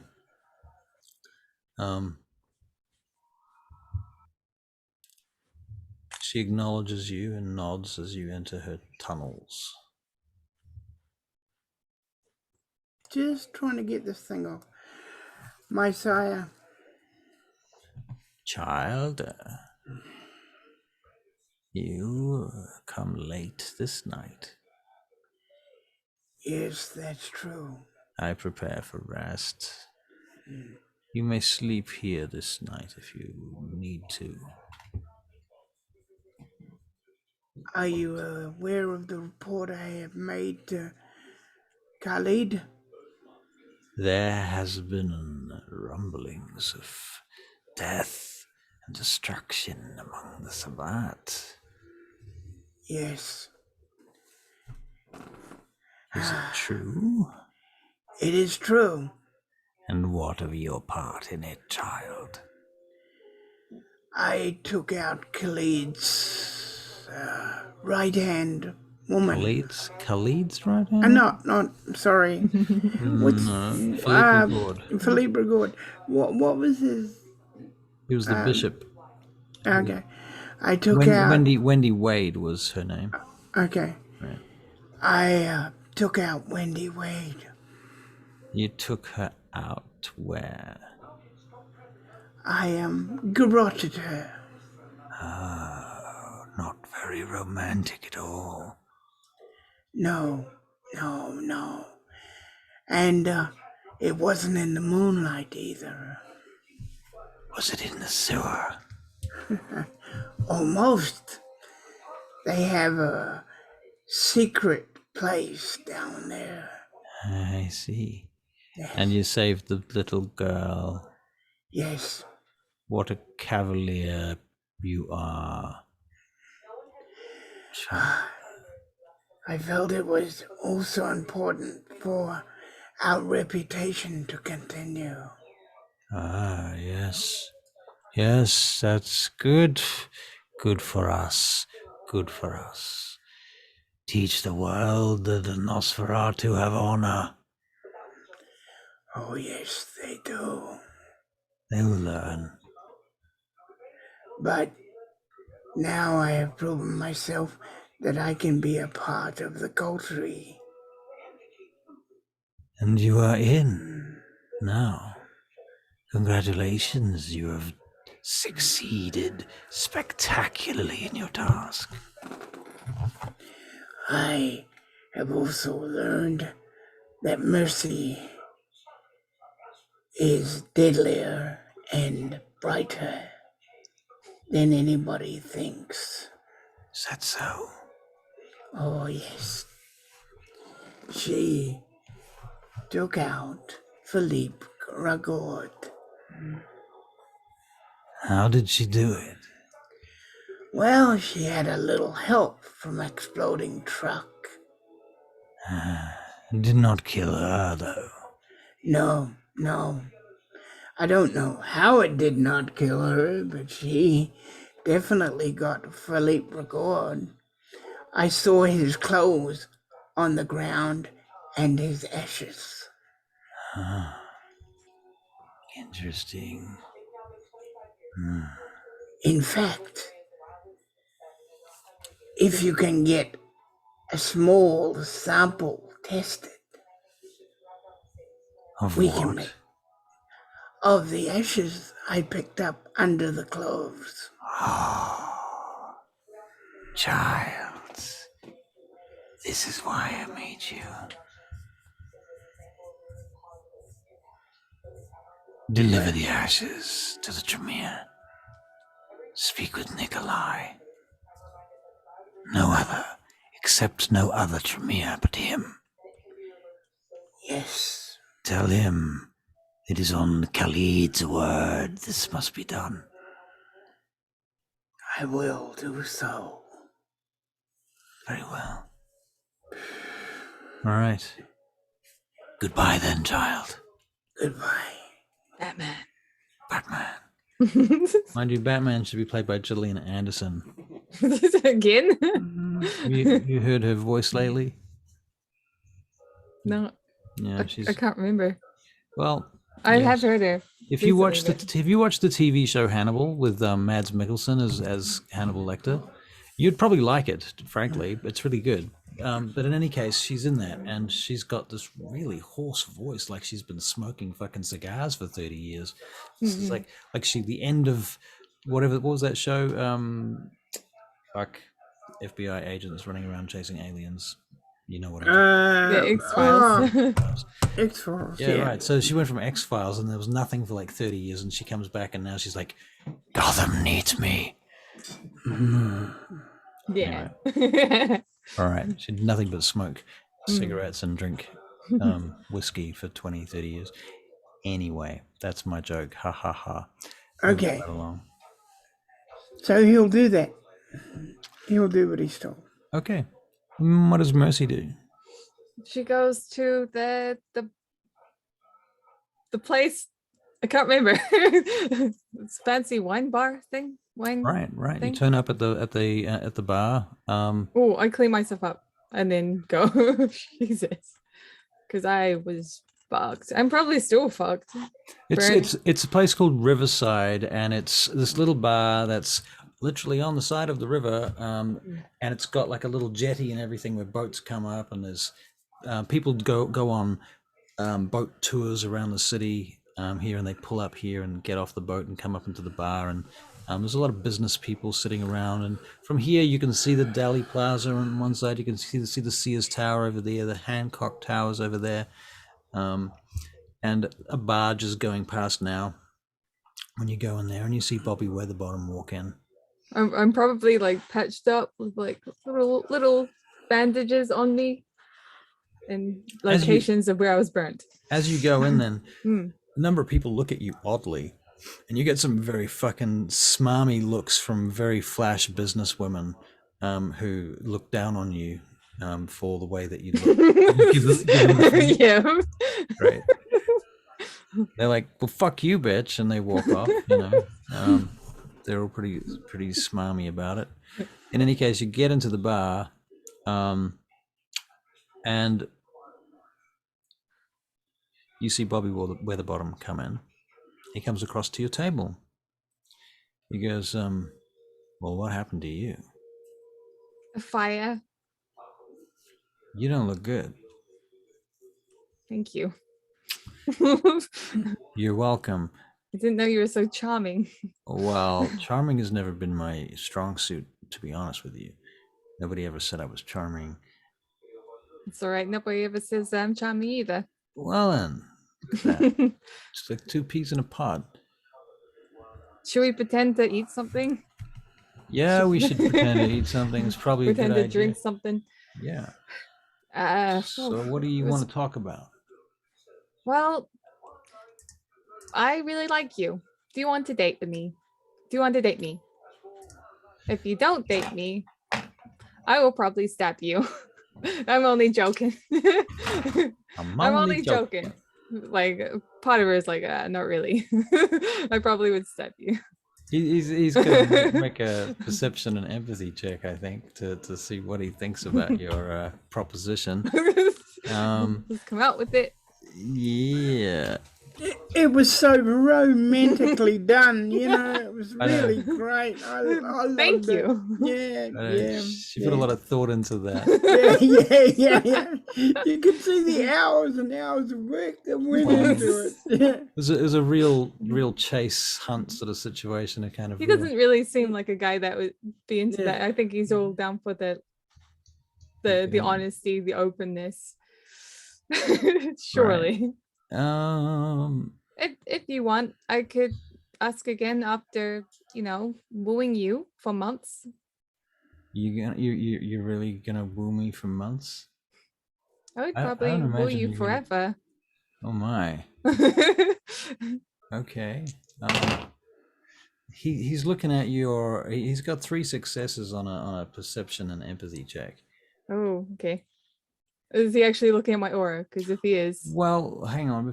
He's not looking at your aura because he can't see your aura. But he is looking at your person and your, what is he getting from your chemistry?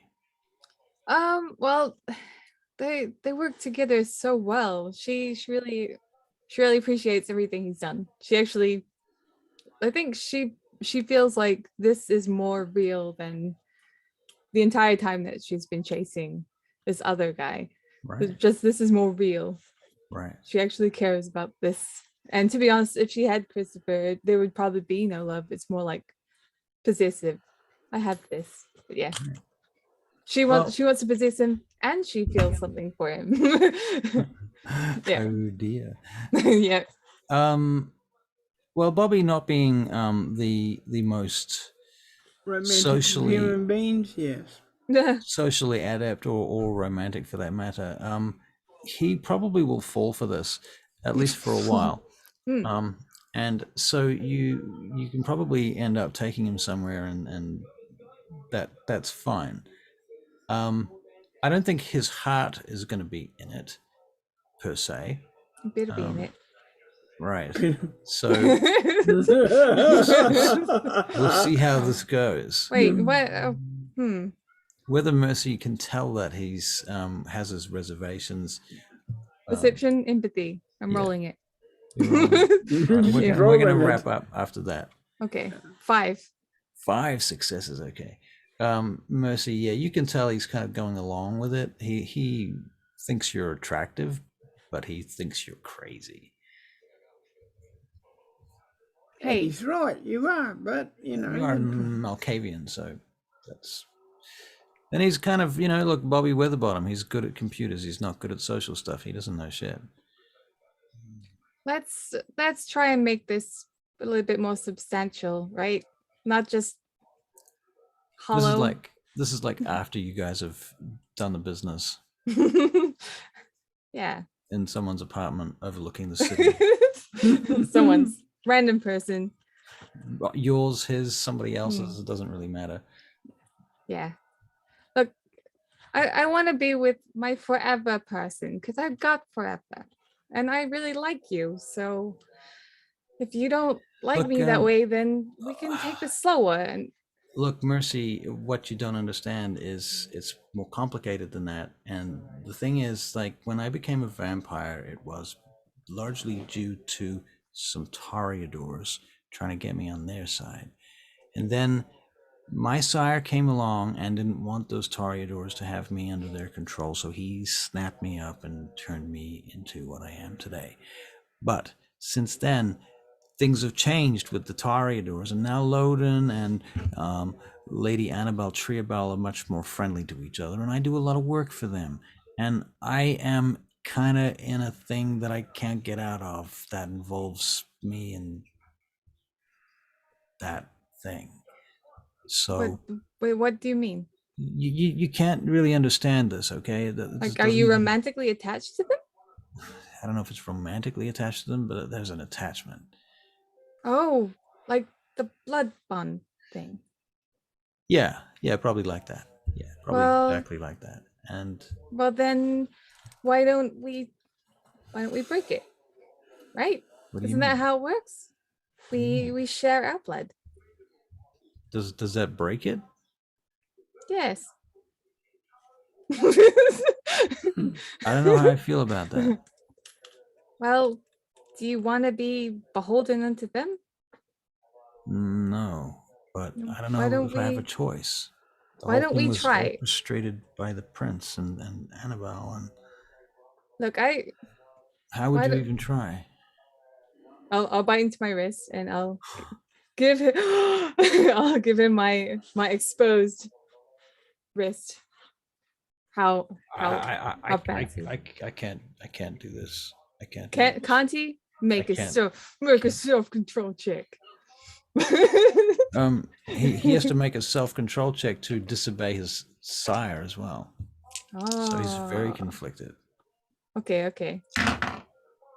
So he makes a self-control check. You see him. He kind of leans towards you for a minute, and he goes to put his finger towards your wrist to touch the blood, but he can't.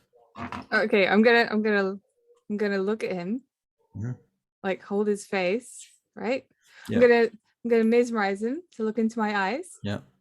Just look into my eyes, and I'm going to. I'm gonna shorten his mouth. Right. Should I do? That's what should I do for love? That's where we're gonna stop our game right there. And okay, what was that goes. What was the pancake quote again? Pancake. I think we should end on that. On the pancake quote, right? I can't remember what it was. We can begin with it next week. How Sammy's about that? gonna make a great pancake. No, you're gonna make a great pancake, Sammy. You're gonna make a great pancake, Sammy. Right. I am so sorry that Peter wasn't there to see this. He'd be cracking up in the corner somewhere by now. All right. Well, we're gonna wrap up now, ladies and gentlemen. Yeah. Thank you very much. This was so much fun. I can't wait to. You better post it soon. All right. You better post it. All right.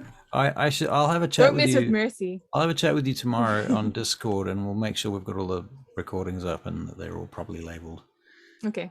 If you've got any ideas about. I can definitely do that. You could do with some secretary action. Roll over the place. Yeah. All right. Thank you very much. Okay. I'll see you tomorrow. I'll see you.